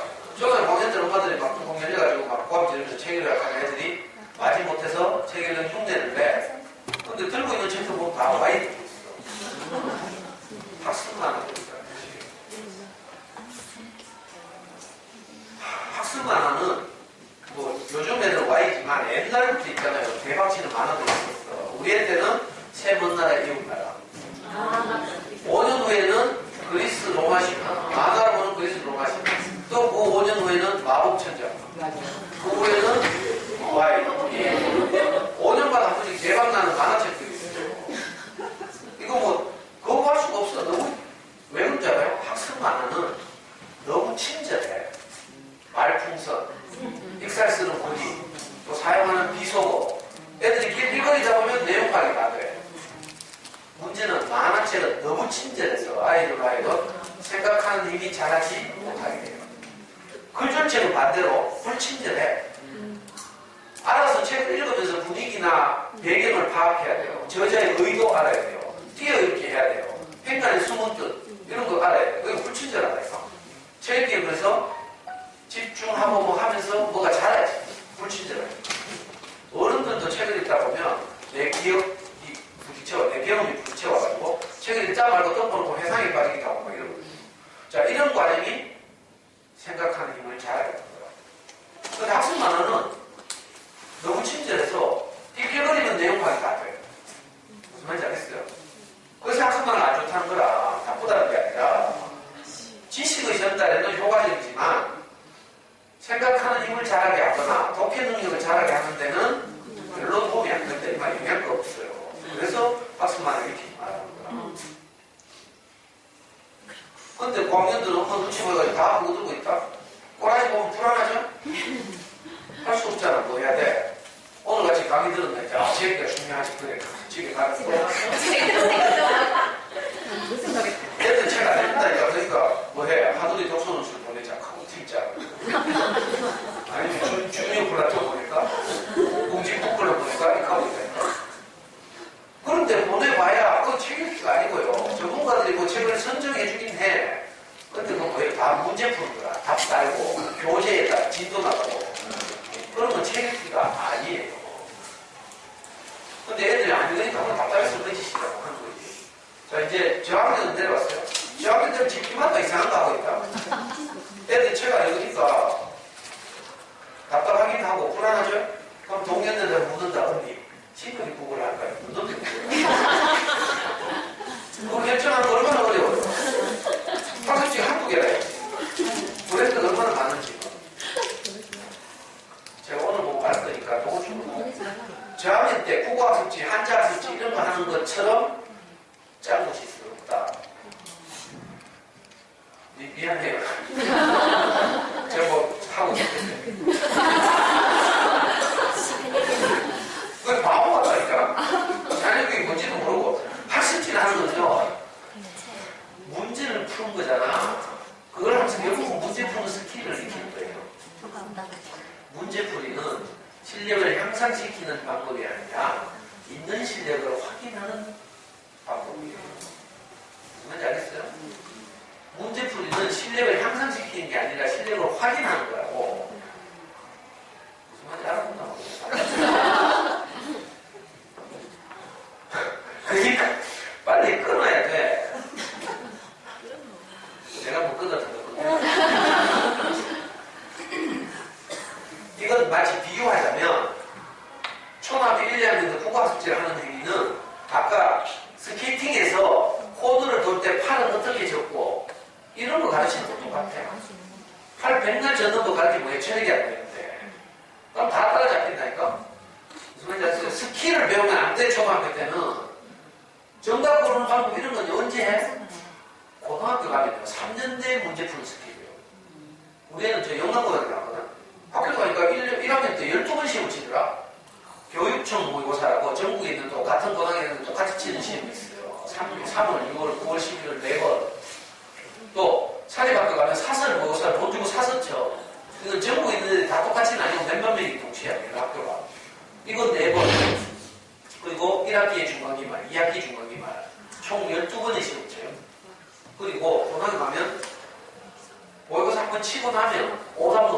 반드시 해야 돼. 문제 그대로 뺏기고 왜 틀린지 체크하고 이런 거. 우리 애는 솔직히 말하면요, 모의고사를 지금 몇 문제 안 틀려. 오답노트랑 마루 쩌리기는 다 해. 근데 반타작 하는 애들 있잖아. 한 달 내에 오답노트. 한 달 지나고 오답노트 다 했어? 그럼 또 애들이 미치겠었다니까. 거기다가 모든 수업은 다 문제풀이에요. 지금도 가봐. 메가스터디 이런 데서 인강 들어보라니까 다 문제풀이 해설이야. 그러니까 문제풀이는 고등학교 가면 3년 내에 연습한다. 초등학교 뭐 해야 돼요? 기초 체력을 키우는 거 해야지. 뭐 알아듣나? 근데 엄마들이 옆집 옆에 애들 밤낮에 문제 다닌다고 같이 문제 풀고 있어. 같이 학습지 하고 있어요. 이거 진짜 바보 같은 짓이라니까? 그게 아닌데 뭘 잘하게 해야 돼요? 생각하는 일. 우리 아이들 대학을 갈 때 회사에 사회에 진출할 때 가장 중요하게 평가되는 덕목이 뭐죠? 생각하는 일이에요. 수능에서 가장 중요하게 생각하는 건 그거라니까. 멀리 가야지. 그래서 요즘에 초등학교 때 이제 기말고사 없애잖아. 애들 괜히 시험을 자꾸 치니까 엄마들 그게 의식이 돼. 기죽을까봐. 그래서 계속 문제풀이 연습하고 그런다. 그 교육을 이상하게 왜곡시키는 거죠. 그래가지고 지금 초등학교 기말고사 없어지고 있죠? 없어졌죠? 없어요. 그러니까 이게 잘 되고 있는 거예요. 선진국화되는 거지. 왜냐면 시험 자꾸 치면 우리는 부모 마음에 자꾸 시험에서 좀 밀리고 이러면 기죽으니까 또 그 문제풀이 연습시켜야 된다니까. 그러면 길게 보고 키우는 시간을 다 날리는 거지. 다행히 저는요, 어릴 때, 우리 어릴 때 육아책을 하도 많이 읽으니까 딱 감이 왔어. 그걸 흔들리지 않다. 저보고요, 제가 아이를 키우는 과정에서 주변에서 제일 많이 들은 말이 수성분 이상하게 애 아깝다고. 우리 공부 좀 했거든. 근데 내가 아무리 생각해도 수성고 가봐야 학원 많지. 비싸고 좋은 학원, 되게 많이 타는 학원이 많아. 학원 많은 게 우리가 공부하고 상관있어요. 공부 잘하는 애들이 수성고를 많이 이사가고, 또 수성고 가면 전문직 고소득 종사자들 많아요. 엄마 아빠들이. 그건 유전자 다 좋지. 내가 보고동에 있는 동부초등학교 강의하다가 학부모 수업을 하니까 현직 판사하는 엄마가 감이 들어왔어. 아니, 그런 집구석에서 저녁마다 식탁에서 하는 대화가 다르잖아. 뭐 피고인이 어떻고 전문 용어를 막 쓸 거 아니에요. 우리는 욕하고 있는 판이에요. 그래서 수성부가 학력이 좀 높은 거지 다른 지역에 비해서 별거 없어요. 저는 거기에 대한 확신이 있었기 때문에 남은 거 다 선거에서 그냥 총구석에 살았다. 학원도 안 가가지고 과외도 안 가가지고. 심지어는 우리는요, 영어 학원, 영어 해외에서 한 번 갔어요. 그 수능이고 만족하잖아. 내 캔 전에도 캔나? 수학이나 영어 공부를 공부하면 내년에 또 불러요. 좀 더 끝나고 가면 강의 평가하지. 평가는 자기 마음대로 해도 돼. 자기 양심에 따라서 하면 되는데 혹시 내년에 저를 또 보고 싶으면 거기다 밑에다 단어 읽고 적어야 돼. 내년에는 이 선생님을 부르는데 부를 때 꼭 수학 공부하게 해주세요. 강의를. 내용을 적어서 해야 학교 부장선생님 저한테 전화를 해가지고 주문을 한다니까. 우리 학부모들이 내년에는 뭐 아이를 살리는 수학 공부 그것까지 전부 아이를 죽이는 수학 공부 아 진짜요. 그래가지고 제가 어떤 학교에 계속 매해 가잖아요. 그러면 갈 때마다 한 해는 수학 공부, 한 해는 엄마표 공부 이거 한다니까. 그래서 저는 그런 주문이 없어. 몰랐어. 아니 그걸 봐야 되나. 알았죠. 그리고 교육청에서는요, 작년에 불렀던 선생님 또 부르지 말라 하거든. 왜 그런지 알아? 엄마도 생각해서 한 거야. 지겹다고, 했더니 또 왔다고. 그래서 원래 부르잖아. 내년에 선생님들이 부장선생님들 안 부르려고 해. 그러니까 엄마들이 만약에 도움이 된다 싶으면 이 선생님 내년에 반드시 부를 수 있게 적어야 돼. 내가 5만 원 나가겠어. 아니 갑자기 엄마들 그거 모르더라고. 교육청에서 그래서 부장선생님들이 요새한테 한다니까. 작년에 모르는 선생님 가만 피하시라고. 그 이유는 엄마들 생각해서 하는 거예요. 잔소리하고 맨날 똑같은 소리 하는 분들 와가지고 지겨우면 엄마들 뭐 빨리 끝내라 하고 그래도 11시 반에 끝내라 하고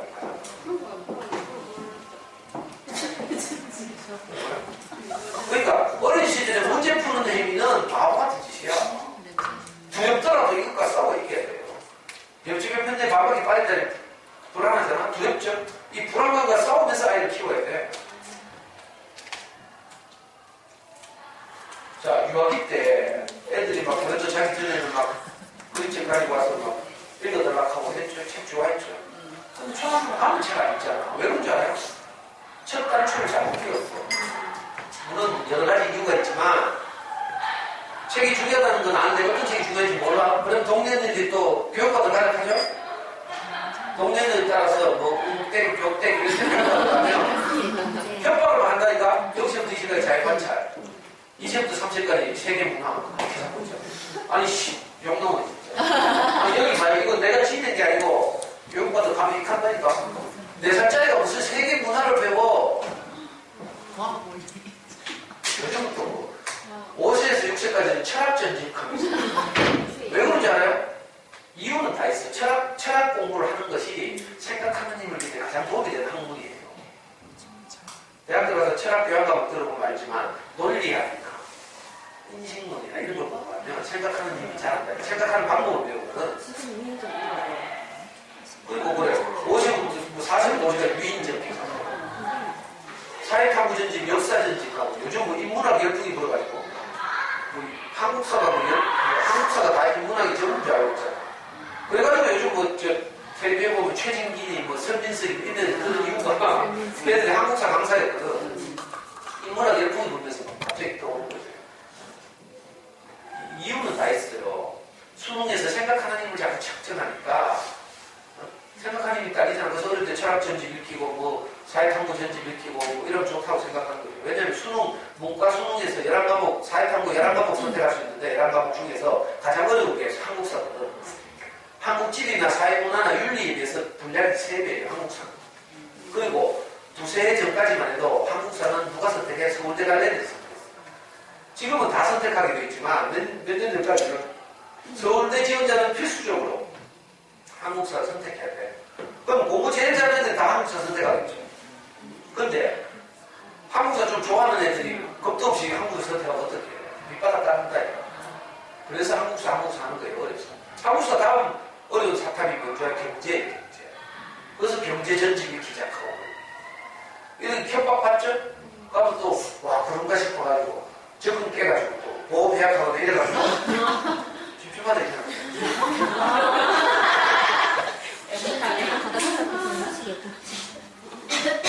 본주생각은 본주생각 그날 오겠지 하고 우리 애들이 척척 읽어대는 그날 오겠지 그날 절대 안 와. 그날 안 오니까 빨리 갖다 팔아치우라고 중고나라 갖다 팔라고 내가 10년 전부터 외쳤거든. 아무도 안 팔아. 왜 그런지 알아요? 알고 보니까 이게 인테리어라 가지고 저거 빼고 나면 인테리어 빼고 해가지고 손에 보면 뭐 너무 없어 보이잖아. 그런 건데 못 팔거든.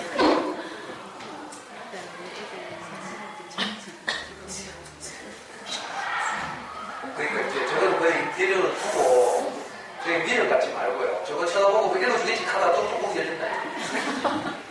안 그래도 엄마들 애 키우다 보면 정신적 다 있죠. 충동조절 자기 다 있어. 특히 수학 공부 같은 거 시켜봐요. 애 뭐 잡듯이 잡죠. 그리고 나서 애 잡고 나면 또 막 자책이 돼가지고 내일은 내가 꼭 정신과 가봐야 돼.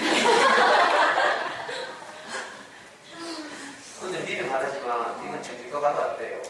이 우리가 아이를 키우면서 겪는 이 질병은 충동 조절장애인데 이 정신과에서 말하는 분노 조절장애랑 좀 달라. 분노 조절장애는 불특정 다수를 향해서 분노 조절이 안 되는 충동 조절장애는 특정 어린이에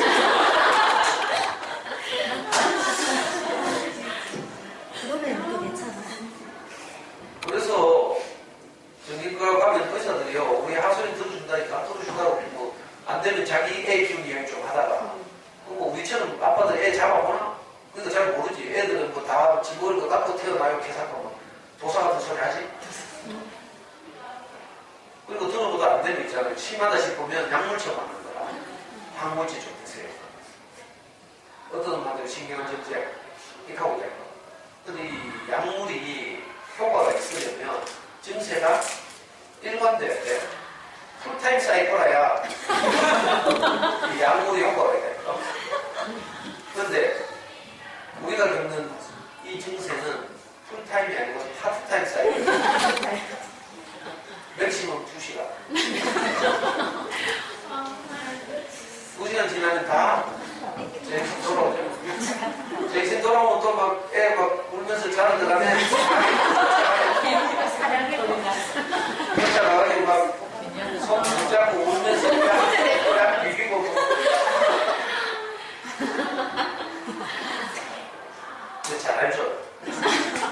손바닥 하는 짓이 내 손바닥에 있다니까.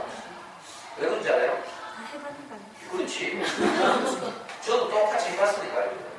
저는 여러분들이 가진 그 불안보다 100배 더 컸어요. 공부에 대한 아쉬움이 훨씬 더 클 거 아니에요. 그러니까 부정적으로 말하면 공부에 한 맺혔고, 좀 부드럽게 말하면 공부에 대한 아쉬움이 너무 커서 저는 여러분들이 아예 잡는 것보다 100배 더 잡았어요. 잡고 나면 막 자책이 되죠?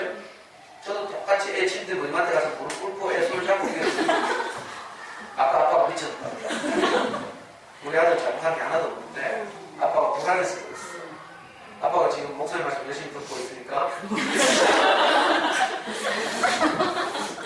좀 있으면 인간될 거야. 우리 아들 조금만 기다려줘. 근데 제가 여러분들과 다른 점이 하나 있어요. 여러분들은 다음날 아침 되면 정신과를 못 가고 동료 언니 불러가지고 커피 마시고 신세 탈핵 막 하죠. 그런 동료들이 간다니까 봐라. 네가 무슨 애 뭐 자기 집도 학습한다고 까불다가 애하고 관계만 나빠진대. 빨리 어디 보내라. 저는 동료들이 없었잖아요. 그래서 저는 다시 털고 넘어졌지만 다시 일어서서 털고 또 하루를 아이하고 살았어요. 그걸 계속 했다니까. 어디 가지 않아요. 왜? 어디 가면 초반에 어디 보내면 있잖아요. 그 다음부터는 큰일 나. 왠 줄 알아요? 우리 애가 어떤 부분을 어려워하는지 모르게 돼. 누구한테 맡겨버리면. 5학년 때 분수에 나오시면 한번 봐요. 미친다니까. 뒤집어서 곱한다. 이건 다 알았어. 여러분들 알죠? 분수에 계산할 때 곱하는 수의 분모 분자를 앞뒤로 뒤집어서 곱하는데 왜 그런지 몰라. 개념이 안 잡혀가지고 이거 어렵다니까. 이런 거 직접 해봐야 아 우리 애가 진짜 어려워할 만하구나. 뭐 이런 거 깨닫게 되죠. 6학년 때 비와 비유 공부해보고요. 아이들 해봐야 알아. 안 해보면 몰라. 어디 보내고 나면 애가 뭘 할지 몰라. 그때부터 심하게. 솔직히 말하면. 그게 정신 차려야 돼요. 동네 언니를 조심해야 돼요. 동네 언니 지도 잘 모른다니까. 여기도 6학년 엄마도 있을 거 아니에요. 자, 뭘 하죠? 자기 이제 중학교 2학년 됐다, 동네 언니가. 그럼 뭘 하죠? 야, 야들아 모이봐라. 하면서. 우리 애 보니까 사춘기 아니까 알아듣더라.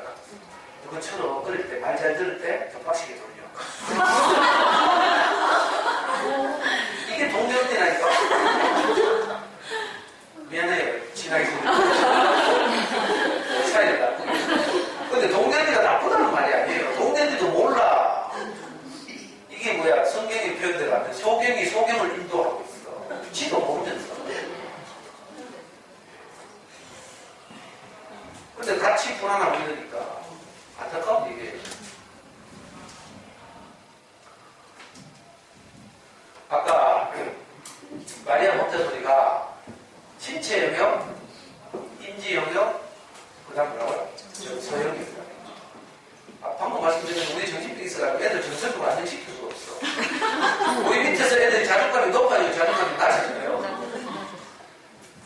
안 믿어지면 또 교회에 있는 엄마들은 설마 나는 안 그런데 이렇게 하는 엄마들 가끔 믿더라. 정신이 아니야. 자기가 하는 말을 녹음해보라니까. 휴대폰 녹음기 있잖아. 하루 종일 녹음해봐요. 여러분들이 아이들한테 하는 말은 딱 6마디밖에 없어. 많은 말을 하는 거 같지만 딱 정리하는 명령, 지시, 그 다음에 확인. 확인해보니 보는 안 했지. 그 다음 질책, 비난, 뚜껑 날아가면 저주. 이 6마디랄까?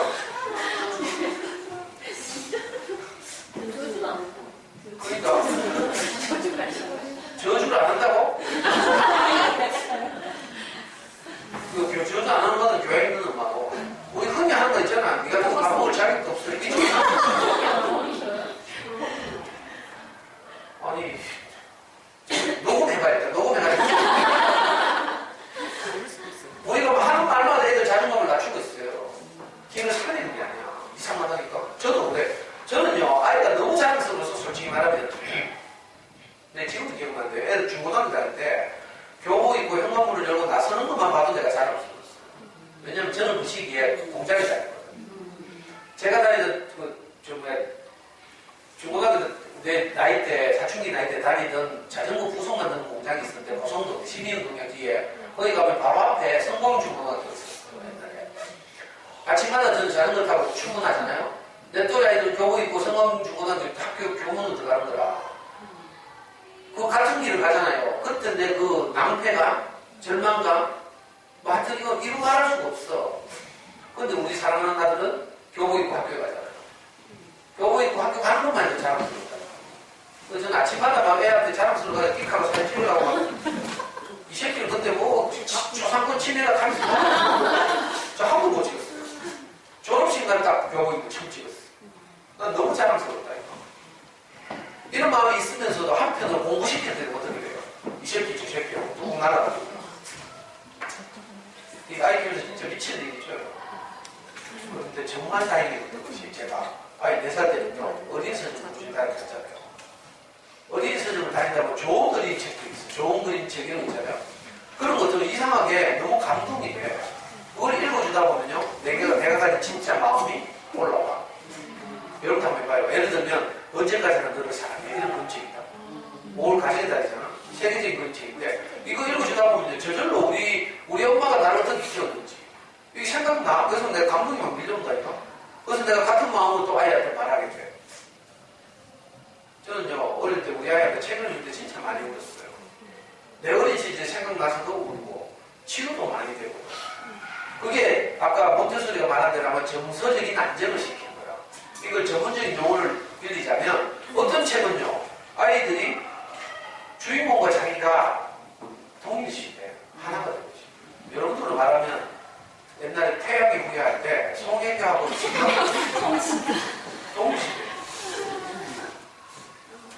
옛날에 그 뭐야, 태양이 후회 2년 전인가? 지금 한 가지 만났습니다. 옛날에 2년 전에 태양이 후회 시청률 50% 넘고 이랬어요. 보신 분 있나 보다. 근데 난리가 났잖아. 아니, 심판 내가 모르는 카톡 친구도 아닌데, 내한테 긴 카톡이었어. 수요일, 목요일, 아빠들의 행동을. 이거 태양이. 태양이 이거 한국 드라마 했거든. 남편들의 행동을. 본방이 10시부터 11시까지 돼요. 그래서 남편들의 행동을 첫째는 문제야.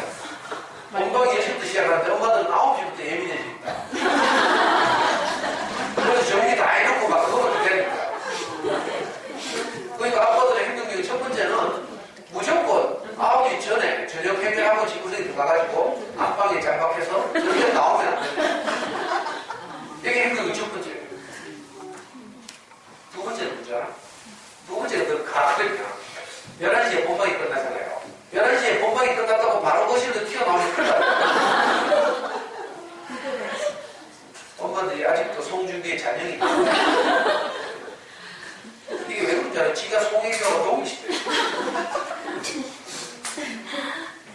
자, 그래서 송혜교하고 송중기하고 오해가 생겨서 뭐 파병 갈 때 막 싸우고 막 하잖아요. 그러면 막 지가 그런 것처럼 불안해하다가 또 막 오해가 걸리고 막 만나가지고 뽀뽀하고 그러잖아. 그럼 지가 뽀뽀하는 거야. 생각하고 이게 뭐예요? 카타르시스라고. 자, 이거를 최근을 예를 들어서 자, 우리나라 작가 최숙희가 쓴 엄마가 화난다는 책. 엄마가 어느 날 컨디션 좋았나 봐. 그래서 애가 제일 좋아하는 짜장면 시켰어. 근데 애는 너무 고맙잖아. 짜장면 너무 맛있잖아. 막 먹다 보면 막 어떻게 돼요? 흘리고 옷에 묻히고 쏟고 막 하죠. 아니 그 꼴봉시키면 짜장면 안 시켜줘야지. 근데 그걸 보니까 엄마가 스팀이 점점 올라가지고 지금 허리 춤에 팔 올라가고 저는 유심히 봐야 돼. 그런 춤 보면. 그래가지고 막 꼭 객지잖아. 아이고 그것도 제대로 못 먹는 가면서 빨리 목욕탕에 들어가서 씻고 옷 갈아입고 빨리 할 일에 밥처럼 내가 갑자기 놀래가지고 목욕탕에 씻어 들어가잖아. 목욕탕 들어가지고 씻으려고 거품지 않는데 너무 많이 잤어. 거품 아깝죠? 엄마 목욕탕 청소하다 생각도 나죠? 그래서 목욕탕 청소를 하고 있어. 엄마는 뭐라 했어요? 빨리 씻고 옷 갈아입고 나서 할 일을 했는데 아무리 해도 애가 나오지 말고 또 열받아가지고 문을 꽉 열었다 보니까 꼬라지가 막 목욕탕 개판이거든. 또 막 저 이번에 머리 찢는 거 있죠? 또 뭐라고 막 비난했겠지. 아직 저주까지는 아니야. 그러니까 애 생각에도 또 혼났어. 어떻게 생각했어요? 이번에는 엄마한테 절대 혼나지 않게 조심하게 놀아야지. 내가 스케치북에다 그림 그리는 놀이를 해야지. 펴지는 그림을 그리기 시작했어요. 근데 애 상상력이 너무 뛰어나요. 스케치가 너무 작고 그 탑신들 아무데나 평평한 데다 다 그리는 거예요. 이때 와 창의적이다 이 카는 엄마는 정말 이제 졸업해도 돼. 엄마 지금 입에서 나가는 거 이제 막 꾹 날아가가지고 막 해퍼붙여요. 애는 놀래가지고 이제 엄마는 내가 한 집마다 따라다니면서 지랄하네. 도서관에 가서 이 책을 이런 책을 애들에서 빌려와봐요. 그러면 애들이 바로 엄마가 읽어주면 바로 무슨 생각이 드는지 알아요? 우리 집 구석하고 똑같아요. 이게 이런 어려운 말하면 동일시야, 동일시. 그리고 주인공이 혼날 때 나도 엄마한테 혼났던 생각이 나서 속상하죠. 이게 이제 카타르시스죠. 자기 정화에 가지고 붙인 거야. 근데 엄마가 하도 뭐라 하니까 어떻게 애 자존감이 점점 낮아지겠죠. 이 작가는 엄마가 저주하니까 애가 점점 작아지잖아. 자존감이 낮아지는 것을 작아진다고 했어요. 점점 작아져서 나중에는 눈에 보이지 않게. 너무 작아서 살았어. 우리도 왜 뚜껑 열리면 애 비지 않잖아. 애가 뭐 죽기나 말기나 마음이 상하기나 말기나 막 해퍼붙여. 애가 우리 눈에 안 보인다니까. 근데 이제 2시간이 지났잖아. 맨정신 돌아오겠죠. 맨정신 돌아오고 나니까 이제 내가 무슨 짓을 했는지 싶고 막 그리고 이 엄마 당황해가지고 막 지금 자기 머리를 싸매면서 막 해 지금 없어졌으니까 막 울며 불며 온 동네만 찾아다니거든. 근데 알고 보니까 애는 너무 작아져서 울다 지쳐서 잠들어 있었어. 그리고 구석에 처박혔어. 잠결에 보니까 엄마가 막 울며 불며 지를 찾는 소리가 난다. 아까 혼낼 때는 꼭 계모 같더니 찾는 거 보니까 좀 질만 맞는가. 엄마 나 여기 있어 가면 나오잖아. 이 엄마는 노래가 애가 없어서 놀래가지고 막 하다가 애가 나오니까 너무 반갑죠. 우리가 밤마다 하는 짓 하는 거야. 꼭 그래갖고 막 우리 산이 사랑해 하면서 막 엄마가 잘못했어 하면서. 자 이렇게 엄마 사랑을 받으면 엄마가 요즘 책 읽는 애도요. 주인공처럼 내가 엄마 사랑을 받잖아요. 위로를 받죠. 이게 이제 카타르시스라고 해요. 자기 정화, 속상한 거 해소되고 위로와 사랑을 받고 그리고 책을 다 읽잖아. 딱 덮고 나면 우리가 딴소리 안 해도 애들은 뭘 깨달아. 아 엄마가 아까 화가 나서 좀 그랬지만 나를 사랑하시는 것 같다. 이렇게 깨닫죠. 이걸 인사이트, 통찰, 깨달음이라고 그러죠. 좋은 어린 책은 근데 읽어주기만 해도 이런 작업이 일어난다니까. 제가 이거 많이 해봤거든요. 고마운 일이죠.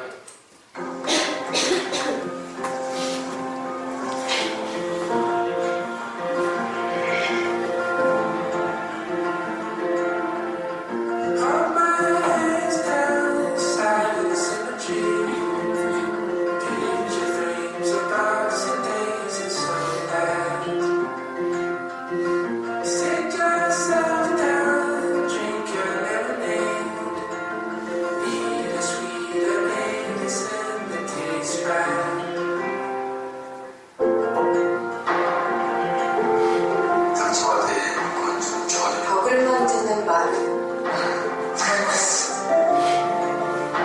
어디서 말대꾸야? 발로도 때리지 마세요. 아이도 어른과 똑같은 사람입니다.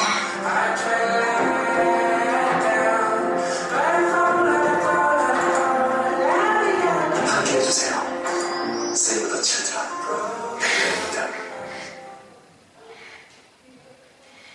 우리가 하이든들이 흔히 하는 말이 전부 상처가 되죠. 세이브 칠드에서 우리가 하는 상처가 되는 말을 100가지 정리해놨어요. 다음은 우리가 하는 말이에요. 그리고 그렇게 말하지 말고 다르게 말해보자고 대안도 제시하고 있어요. 네이버나 유튜브에서 100가지 말 상처를 검색해봐요. 저도 아이 어릴 때 항상 내가 하는 말이 다 아무래도 내 말투가 좀 까칠한데 B형이거든. B형이 원래 싸가지가 없잖아요. 우리 아이는 내가 말만 하면 상처받는데 부부교육 받으면요 뭐 나전달법 쓰라던가 들어봤어요? 네. 아이 메시지 기법용으로 애의 행위나 그걸 질책하지 말고 그것 때문에 느낀 엄마의 감정을 표현하래. 이게 아이 메시지 기법이죠. 나전달법. 제가 그거 하려고 한번 해봤는데 예를 들어서 제가 녹음 연인 장면에서 이렇게 말해야 돼. 아들아, 네가 수학 공부를 하다가 자꾸 틀리니까 아빠는 몹시 속이 상한다. 우리는 뭘 하잖아요. 차라리 그거 하지 말고 한 대로 쥐박아라. 털어. 그냥 이 점에서 저거죠. 립서비스. 그냥 그렇게 되는 게 아니에요. 근데 저는 정말 다행했던 것이요. 공부를 시킬 때는 내가 그렇게 거친 아빠가 되지만 어린이책을 읽을 때는 안 그렇다니까.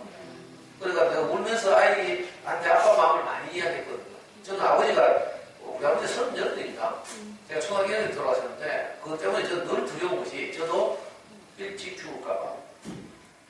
그래서요, 우리 아이 어릴 때 아빠의 죽음을 주제라는 이야기 책 많이 읽었어요. 아빠 죽고 나서도 잘 살라고. 그러면서 맨날 울고 있잖아요. 어린 시절 왕따 이야기 뭐 이런 외로운 아이들 이야기 읽으면서 맨날 울고. 좋은 어린이책과 함께 저도 성장했죠. 철이 들어갔어요. 그래가지고 저도 마침내 우리가 고등학교 때부터는 뭐라고 말하는지 알아요? 아빠는 어떤 경우에도 너를 사랑한다. 이렇게 말해요. 네가 어떤 길을 가든지 아빠는 너를 응원하고 지지하겠다. 이렇게 말해요. 그 전까지는 안 그랬어. 그 전에는 100점 맞은 아빠는 너를 사랑하고 하기 틀리면 네 뒤진다. 이런 건 안 됐다죠. 그거 진짜 제가 어떻게 좋은 학교로 소문나가지고 KBS 토요 아침 마당에서 섭외가 왔어요. 방송 작가가 아드님하고 같이 출연하라고. 그리고 우리 아들이 하겠다 하는데 녹화 마치자 다 잡아놓고 갑자기 우리 애가 쪽팔린다고 안 나가겠어. 저 혼자 가서 저거 녹화 듣잖아. 토요 아침마당 나 알아요. 네. 그 패널로 내가 1시간 동안 녹화해야 되니까.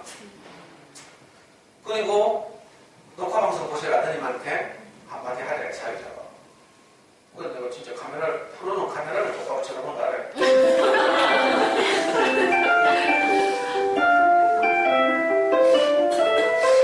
아마추어를 사회자를 쳐다보고 말해. 근데 애들 봤죠? 아이들도 봤죠? 카메라를 보면서 막 있다고 했잖아요. 저도 그때 진짜 카메라를 똑바로 쳐다보면서 마지막 유언처럼 내가 아이한테 말했다니까. 사랑하는 내 아들, 아빠는 어떤 경우에도 너를 사랑한다. 네가 어떤 길을 가도 아빠는 너를 응원하고 지지할 것이다. 앞으로 네가 인생을 살면서 오늘 아빠가 하는 말을 절대로 잊지 않았으면 좋겠다. 내가 유언했다. 내가 그 말 해놓고 나면요, 내가 얼마나 행복한 줄 알아요? 이상하다니까. 우리가 해봐서 다 알죠? 사랑한다고 말할 때 그 말을 듣는 아이가 행복한 게 아니고 내가 제일 행복해. 이상한 일이에요. 마침 5월달에 가정의 달이라고 하잖아. 저는요, 너무 감사한 게 저는 옛날에 안 그랬거든. 내가 막 공부에 한면 쳐가지고. 근데 아이와 함께 저도 성장했어요. 물론 책 읽기가 다는 아니지만 저는 교회도 다니고 제 스승이 있어서 말씀도 계속 듣고 이래서 영향을 받았지만 제가 할 수 없는 것을 좋은 어린 책들이 제 마음을 표현하는 데 감동이 됐어요. 그래가지고 우리 나중에 아무 사격도 안 받았다 했죠. 수능 성적표에 인증 봐도 못했죠. 글씨도 작고 뭐 몰라도 돼. 봐도 몰라. 하여튼 중요한 건 내가 여기 보시면 안 돼. 수학적으로 100점 받았잖아. 100분이 100이죠. 100분이 100이란 말은 위로 하나도 없다는 뜻이에요. 위로 하나도 없어지면 만점 받아야 돼. 원래 책거래 많이 읽는데 국어는 100점 못 받았어. 저기 그래도 전국에서 한 200등? 200등에서 250등 정도 했어요. 잘했죠? 수석을 못했어. 어릴 때 근데 수석 시키려고 저같이 포악한 아빠 밑에서 잘 자랐더라고. 근데 시간이 많이 돼서 또 큰일 났다. 사실은 제가 그래서 엄마들한테 학교 도서관이나 제 때는 이제 학교 도서관에 있는 좋은 책이 없어가지고 선임을 다녔지만 책을 직접 샀지만 요즘은 도서관 잘 돼 있잖아요. 여기는 모르겠다. 저기 평균도 가니까 서부 어린이 도서관도 있고 우리 집 앞에는 달서 어린이 도서관 있어요. 공공도서관 많이 들어서 있죠. 요즘. 여기 너무 가까운 도서관 없는 것 같다. 어디? 작은 도서관 조그만 거 말고 작은 도서관도 요즘 1000권만 가지고 있으면 정부에서 작은 도서관이라고 부를 수 있게 하고 조금씩 예산을 줘서 책 구입하게 하죠. 학교 도서실도 사실은 요즘 좋은 의지가 많이 들어있어요. 사서 선생님 있는 학교도 많아. 그리고 공공도서관 이제 어린이날 다 있고 우리 사회가 점점 좋아지고 있죠. 그래서 돈 안 들이고 진짜 그 아까 말한 그 중요한 힘들을 키울 수 있다니까. 저는 어린이 선단이라고 돈 많이 썼어요. 요즘 엄마들은 진짜 쉽죠. 애기 훨씬 쉬워졌어요. 도서관에 다니면서 좋은 책을 빌려서 읽게 하는 거야. 근데 엄마들이 좋은 책이 어떤 책인지 몰라가지고 뭐 웅진교원, 몬테소리 프리벨 뭐 이런 걸 자꾸 샀잖아. 이제는 그럴 필요 없고요. 도서관에 가면 시간이 없어서 쫓기는데 4가지 팁이 있어. 첫째, 신뢰할 만한 출판사의 책들을 자꾸 빌려서 읽혀. 그러면 우리 애들이 모든 것이 다 맞지는 않을지라도 확률이 훨씬 높아져요. 좋은 어린이책을 잘 만든 출판사들이 있어. 그래가지고 그게 전부 초등학교 교과서에 실리죠. 전집이 교과서에 실리는 법 없어요. 전부 잘 만들어진 좋은 어린이책들이 실리는 거예요. 출판사를 따라가거라. 좋은 어린이책을 잘 내는 출판사 브랜드 지금 소개하고 있어요. 비룡소, 시공주니어, 창비, 사계절, 필버드리지 이런 식으로. 이건요 지금 학교 컴퓨터에도 내 파일 그대로 요거 PPT 해놨고요. 혹시 제가 지금 책 소개 한 번을 못하는 시간이 좁혀서 책 한 권을 소개하는 강의들을 제가 매주 금요일마다 우리 연구소에서 하는데 금요일마다 책 한 권을 소개하고 그걸 제가 읽어주고 엄마한테 직접 읽어주고 그 책에서 어떤 걸 건져서 우리 아이들과 나눌까 이런 수업을 해요. 그 동영상이 다음 카페 대구 부모교육연구소 검색하시면 돼요. 파일도 그대로 있고요. 학교 도서관에서 가끔씩 책 추천하라 하잖아. 좋은 어린이책 목록 엑셀 파일에 올려놨어요. 다음 카페 대구 부모교육연구소. 동영상만 보실 것 같으면 유튜브에서 대구 부모교육연구소 검색하시면 우리 채널이 있어요. 그래서 지금 그냥 지나가요. 시간이 너무 없어서 지나갑니다. 길버전에서 나온 이런 책도 애들 정말 좋아하고 한번 이렇게 빌려서 이렇게 보라니까. 자, 이런 작은 출판사도 있어요. 생략. 두 번째 방법은 많이 팔린 책 따라가는 거라. 도서관에서 일단 많이 팔린 책 빌려요. 인터넷 서점에서 검색할 때 조심해야 될 것이 예를 들어서 인터넷 서점 알라딘, 교보 이런 데서 검색하면 베스트셀러 이렇게 검색하면 이번 달에 가장 많이 팔린 학습 만화 이런 게 떠. 그래서 인터넷에서 검색할 때는 베스트셀러가 아니라 스테디셀러 이렇게 검색해요. 오랫동안 많은 사랑을 받은 책, 스테디셀러. 검색하시면 전 세계에서 가장 많이 팔린 그림책 1위 너는 특별하다. 2위 언제까지 너를 사랑해. 이런 그림책들은 공통적으로 아이들의 자존감을 높여줘요. 너는 특별하단다. 저건 4천만 원 팔렸어요. 저 미국 그림책인데 언제까지 너를 사랑해. 저 캐나다 그림책인데 3,500만 원 팔렸어요. 언니는 집에 놀러 갔다가 그 언니 집에 저런 책이 꽂혀있다. 그럼 그 언니 계속 따라가고 무엇을 중요하게 생각하는지가 딱 그 집에 있는 책을 보면 알아. 주식 투자 이런 거 많이 꽂혀있는 책 보면 주식을 하는 집이죠. 그런 식으로. 고학년용 단행본 가운데 전 세계에서 가장 많이 팔리는 건 샬롯의 금주. 시공주의에서 번역되고 왔어요. 이런 책. 시리즈물은 제가 생략하지만 해리포터가 1위, 나니아 윤택이라고 있어요. 2위, 옥수 재밌어. 3위, 무스보트라고 있어요. 이건 시리즈. 자, 우리나라에서 나온 고학년용 가장 많이 팔린 책, 교과서에도 실리고 한 책들은 예를 들면 이런 게 있어요. 그러니까 도서관에 책을 읽을 때 첫 번째 출판사를 따라가고 두 번째는 많이 팔린 책을 따라가고 세 번째 방법은 상 받은 책을 따라가고 상 받은 책, 이제 모든 상을 다 소개할 수는 없고요. 대표적으로 그림책으로 말하면 그림책에 노벨상이라고 불리는 상이 있어요. 미국에서 해마다 딱 한 권에게 칼데콧 메달을 줘요. 그리고 몇 권 후보에게는 칼데콧 아너라고 하죠. 이게 벌써 우리나라에 200권 정도 번역되고 있어요. 애들한테 그림책 많이 읽죠, 그림책. 글준책 찾는다고 사치하면 안 돼. 읽어주는 사람들 입 아프고요, 목 아프고. 그림책 무시하지 말고 그림책으로 아이들 읽어주다 보면 창의성도 잘하고 좋아요. 저는 지금 우리 6학년들하고도 그림책 가지고 수업해요. 영국에는 똑같은 취지의 상이 있어요. 게이트 그림의 상이다. 제목 보면 뭐 상이 무슨 상인지 몰라서 그렇지. 이탈리아에 가면 이런 상이 있고요.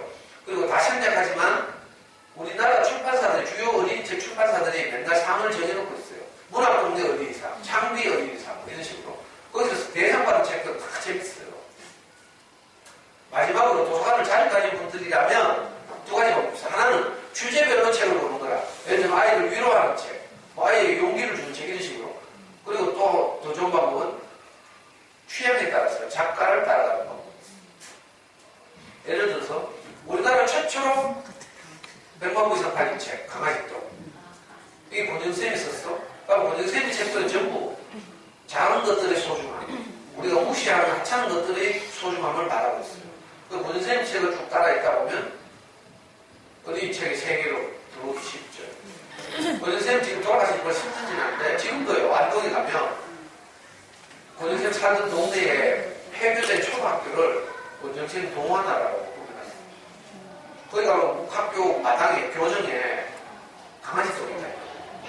시멘트를 만들어서 색칠해가지고 강아지 똥이 이렇게 말려있어요. 애기 업고 있는 몽실 언니 있어요. 요즘 엄마들이 좋아하는 작가 베키나 있죠. 베키나는 10년 전에 구름빵 내가지고 대박. 가장 짧은 시간에 100만 부 이상 팔렸어요. 그러니까 이 아줌마는 이런 히트 작가 자주 내죠. 알사탕은 재작년에 나오는데 저 대박 났죠. 알사탕이 대박 나고 나서 알사탕이 나오는 강아지를 개를 주인공으로 해서 원래 또 심각이 나서 나는 개다 하고 있어요. 개가 자기 이야기를 하는 거라 어떻게 하다 내가 이 집에 들어와서 살게 되는지. 이분은 그림을 그리는 게 아니라 이거 전부 배경을 자기가 직접 제작해서 사진을 촬영해요. 아주 독특한 일거리죠. 자, 많은 작가들이 있어요. 제가 지금 5월달이라서 가정의 달이잖아. 이번에 우리 연구소는 엄마들하고 아이들한테 제가 미션을 줬어요. 아빠들한테 반드시 엄마들이 이 책을 읽어주라고. 세상에서 가장 힘센 수탉. 수탉이 한때는 세상에서 힘이 제일 세고 능력이 제일 있었어. 근데 점점 늙어가면서 이제 힘이 떨어지고 이렇게 되죠. 이 남자의 일생을 다룹니다.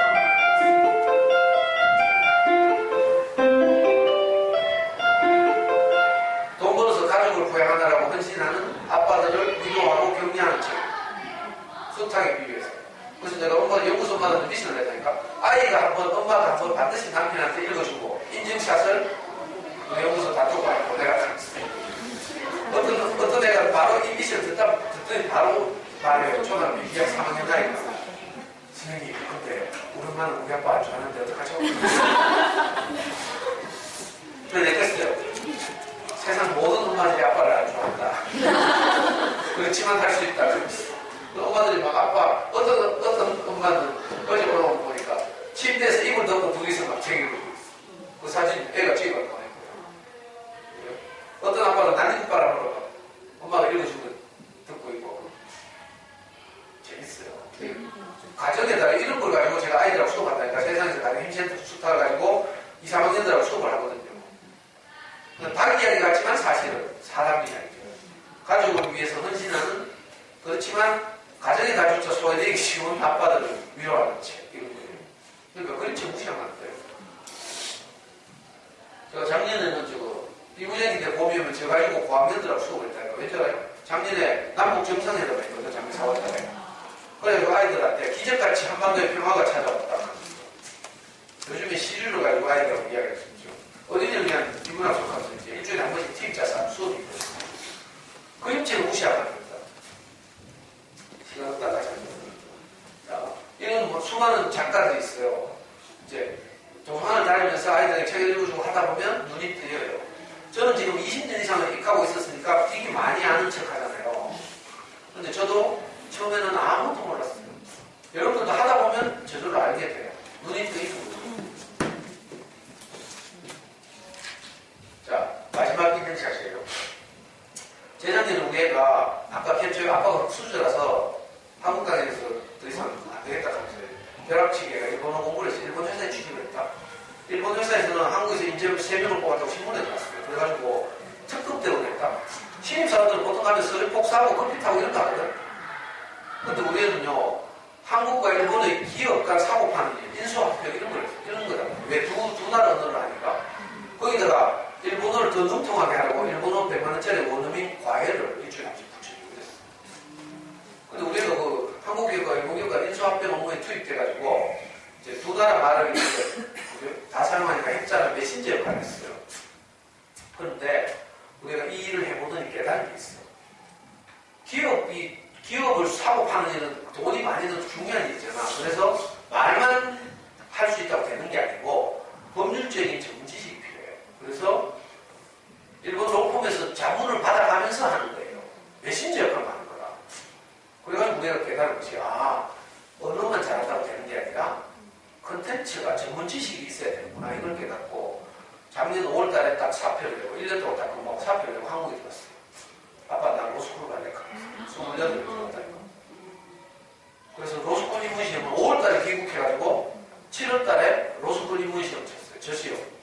법학 적성시험이라고 부르는데 로스쿨을 가려고 하는 문과 최상위권 아이들 10,000명이 치는 시험이에요.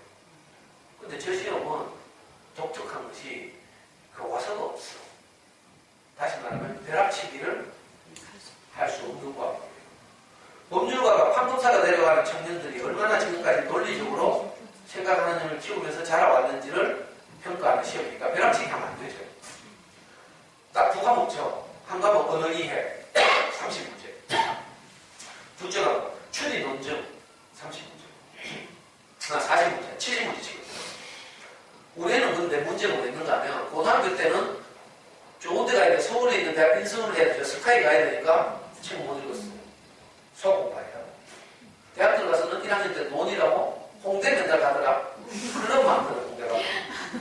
그리고 2학년 때는 군대 갔어요. 의용부용 복학했어. 24살에 복학했어.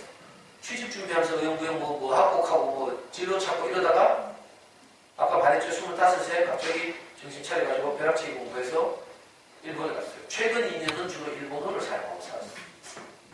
이게 무슨 말인가 하면 다른 아이들과 다른 청년들과 별반 다르지 않았다. 언제 좀 달았나? 4살 때부터 중학교 2학년 때까지 좋은 어린책을 많이 읽었다. 일본에서 일본어만 하다 와서 저 시험을 갑자기 2달간 했었어요. 준비도 별로 못하고, 준비는 기출 문제집은 있지. 어떤 문제가 나오는지 기출 문제 2달간 풀고 갔는데, 그 시험에서 언어 이해에서 30문제 중에 27문제를 맞춰가지고, 문과 최상위권 10,000명 시험 쳤는데 그 중에서 99.6% 받았어요. 잘했죠? 추리 논증 40문제가 나오는데 그 중에서 37문제를 맞췄어요.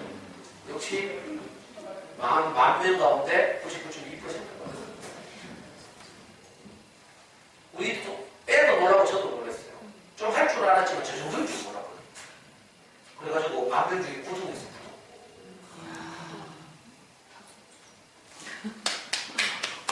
아니, 그러니까 제가 드리고 싶은 말씀이 뭐냐면 어린 시절의 재밌기가 평생 간다.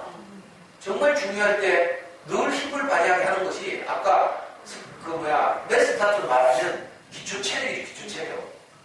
그죠? 그게 준비되어 있어야 나중에 힘내가지고 앞지르려고 할 때 아까 이승우 발전 마지막 바퀴에서도 치고 나와서 내따라 맞죠.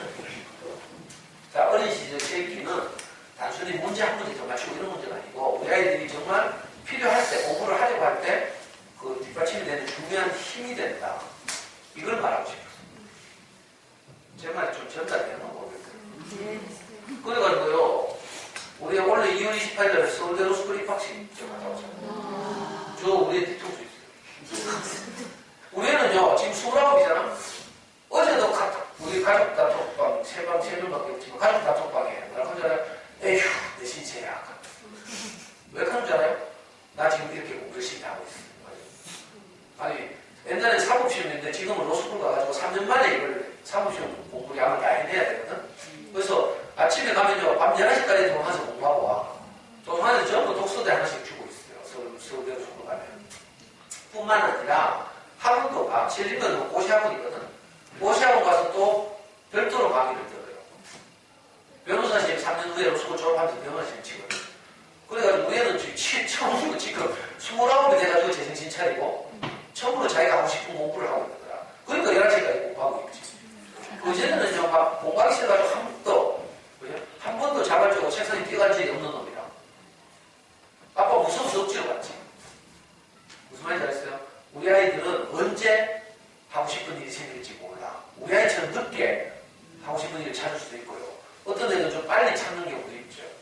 자, 문제는 그럴 때 뭐가 준비돼야 돼.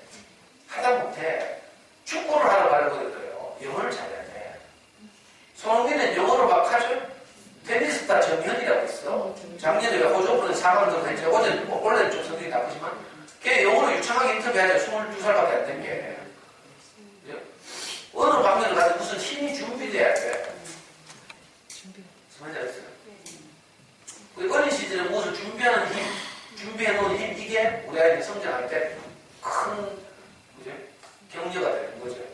그러니까 물론 엄마들이 불안해서 하겠지만 가능하면 불안감과 싸우면서 문제풀이 하는 걸 줄이고 뭐예요? 닥치고 도서관. 이게 가장 중요한 어린 자녀교육인데 이상하게 그걸 잘 안 하더라. 제가 해보고 말씀드리는 거잖아요. 그러니까 여러분들은 제 말을 믿으세요. 저는요, 제 스스로 그렇게 생각해. 자녀교육 최고의 코디네이터는 다 이렇게 생각해요. 왜 우리 애 4살부터 지금까지 다 키우고, 지금도요, 우리 아이는 위로와 격려가 필요하면 저한테 카톡해요. 그리고 돈이 필요하면 돈을. 싫어하죠. 아빠, 그 말 좀 해봐. 이렇다니까. 정말 우리가 위기일 때, 옛날에 군대 가서 부탁하고 이래가지고 막 자살하려고 할 때, 정말 위기 때 저한테 그렇게 했다니까. 아빠, 그 말 좀 해봐. 근데 무슨 말인지 알지? 딱 바로. 그래가지고 제가 막 울면서 막 온 마음을 다해서 아빠는 어떤 경우에도 너를 사랑한다. 그리고 우리 가족을 이렇게 행복하게 해서는 하나님이 네 인생을 지키실 것이다. 두려워하지 말아라. 이렇게 말도 막 하고요. 물론 부대 찾아가고 막 싸우고 협상하고 뭐 이래가지고 우리 자살 안 했지만 위기가 있다니까. 공부 잘한다고 뭐 위기가 없는 게 아니에요. 많은 어려움이 있어요. 일본에 취직할 때도 도쿄 가서 면접 봐야 돼. 일본어로. 지가 아무리 벼락치기를 했지만 일본어를 했지만 벼락치기 했잖아요. 두렵잖아. 일본인들 상대로 영어 일본어로 면접을 봐야 되는데 그 전날 저한테 전화 왔다니까. 아빠 내한테 용기를 좀 줘. 그럼 내가 니는 인상이 워낙 좋고 해가지고 반드시 합격할 것이다. 혹시 그 회사가 누입되어가지고 니는 뽑지 못한다면 그건 그 회사 손해다. 하여튼 아이한테 용기도 주고요. 이상하죠. 29 청년이 지금도 이렇게 하고 있다니까. 소통이 되는 거죠. 그게 제일 자랑스러워요. 서울대 로스쿨 간 것도 물론 자랑스러운 일이지만 더 자랑스러운 건 있잖아요. 아이가 지금도 아빠 강의를 듣고 있어요. 서울에서 지금 힘들잖아. 제가 금요일마다 하는 우리 연구소에서 하는 그림책 읽어주는 강의 있거든요. 그걸 우리 아이도 듣는다니까. 동영상. 그리고 막 팩트 체크하고 막 아빠가 사실을 왜곡했네. 지가 아빠 마음을 늘 만지면서 지도 우리도 사람도요. 지지와 격려를 받아야 사람들. 엄마도 마찬가지예요. 음식 맛있다 하면 기분이 좋아서 좀 더 열심히 잘하고 싶은데 반찬 투정하면 기도 죽고 기분도 나쁘고 하기 싫죠. 이거 똑같아요. 마찬가지예요. 늘 지지와 격려가 필요하거든. 밥을 먹고 사는 건 생물학적 인간이고 지지와 격려, 사랑을 먹고 사는 게 인격적 인간이죠. 우리는 이 두 가지가 다 필요하잖아요. 그래서 제가 꼭 드리고 싶은 말씀이 도서관을 다니면서 좋은 어린이책을 잘 찾아서 아이들에게 읽어주는 작업을 꾸준히 하면 자, 학습에 필요한 인지 능력의 향상에도 도움이 되고 다른 하나 아이와 정서적으로 소통하고 정서적으로 안정시키는데도 결정적 역할을 해요. 안 그러면 우리 맨날 뭐 6마디만 하지. 지시, 명령, 확인, 질책, 비난, 전술. 이 6조 윤회에서 벗어나야 됩니다. 불교에서 말하는 6조 윤회 알죠? 지옥, 뭐 축생, 아수라 6개, 3개 있잖아요. 그걸 윤회 안 되니까. 사실 우리가 여기서 벗어나지 않으면 6개, 3개를 윤회한다니까. 명령, 지시, 확인, 뭐 이런 거 있잖아요. 비난, 질책, 저주. 자, 오늘 제 강의를 요약하면 닥치고 도서관, 닥치고 제일 이 귀한 시간을 하여튼 잘 들어주셔서 내가 묵히도록 열심히 하겠습니다. 잘 들어주셔서 감사하고 다시 오늘 있을지 모르겠지만 오늘 집으로 돌아가도 가능하면 빨리 학습지 한번 생각해 봐봤습니다. 우리 아이들이 생각하는 입을 잘하게 하는 것인지 문제를 단순 반복해서 풀고 있는 것인지 다른 생각이 뭐랄까. 밑에 봐야 본전 아니에요. 제 말을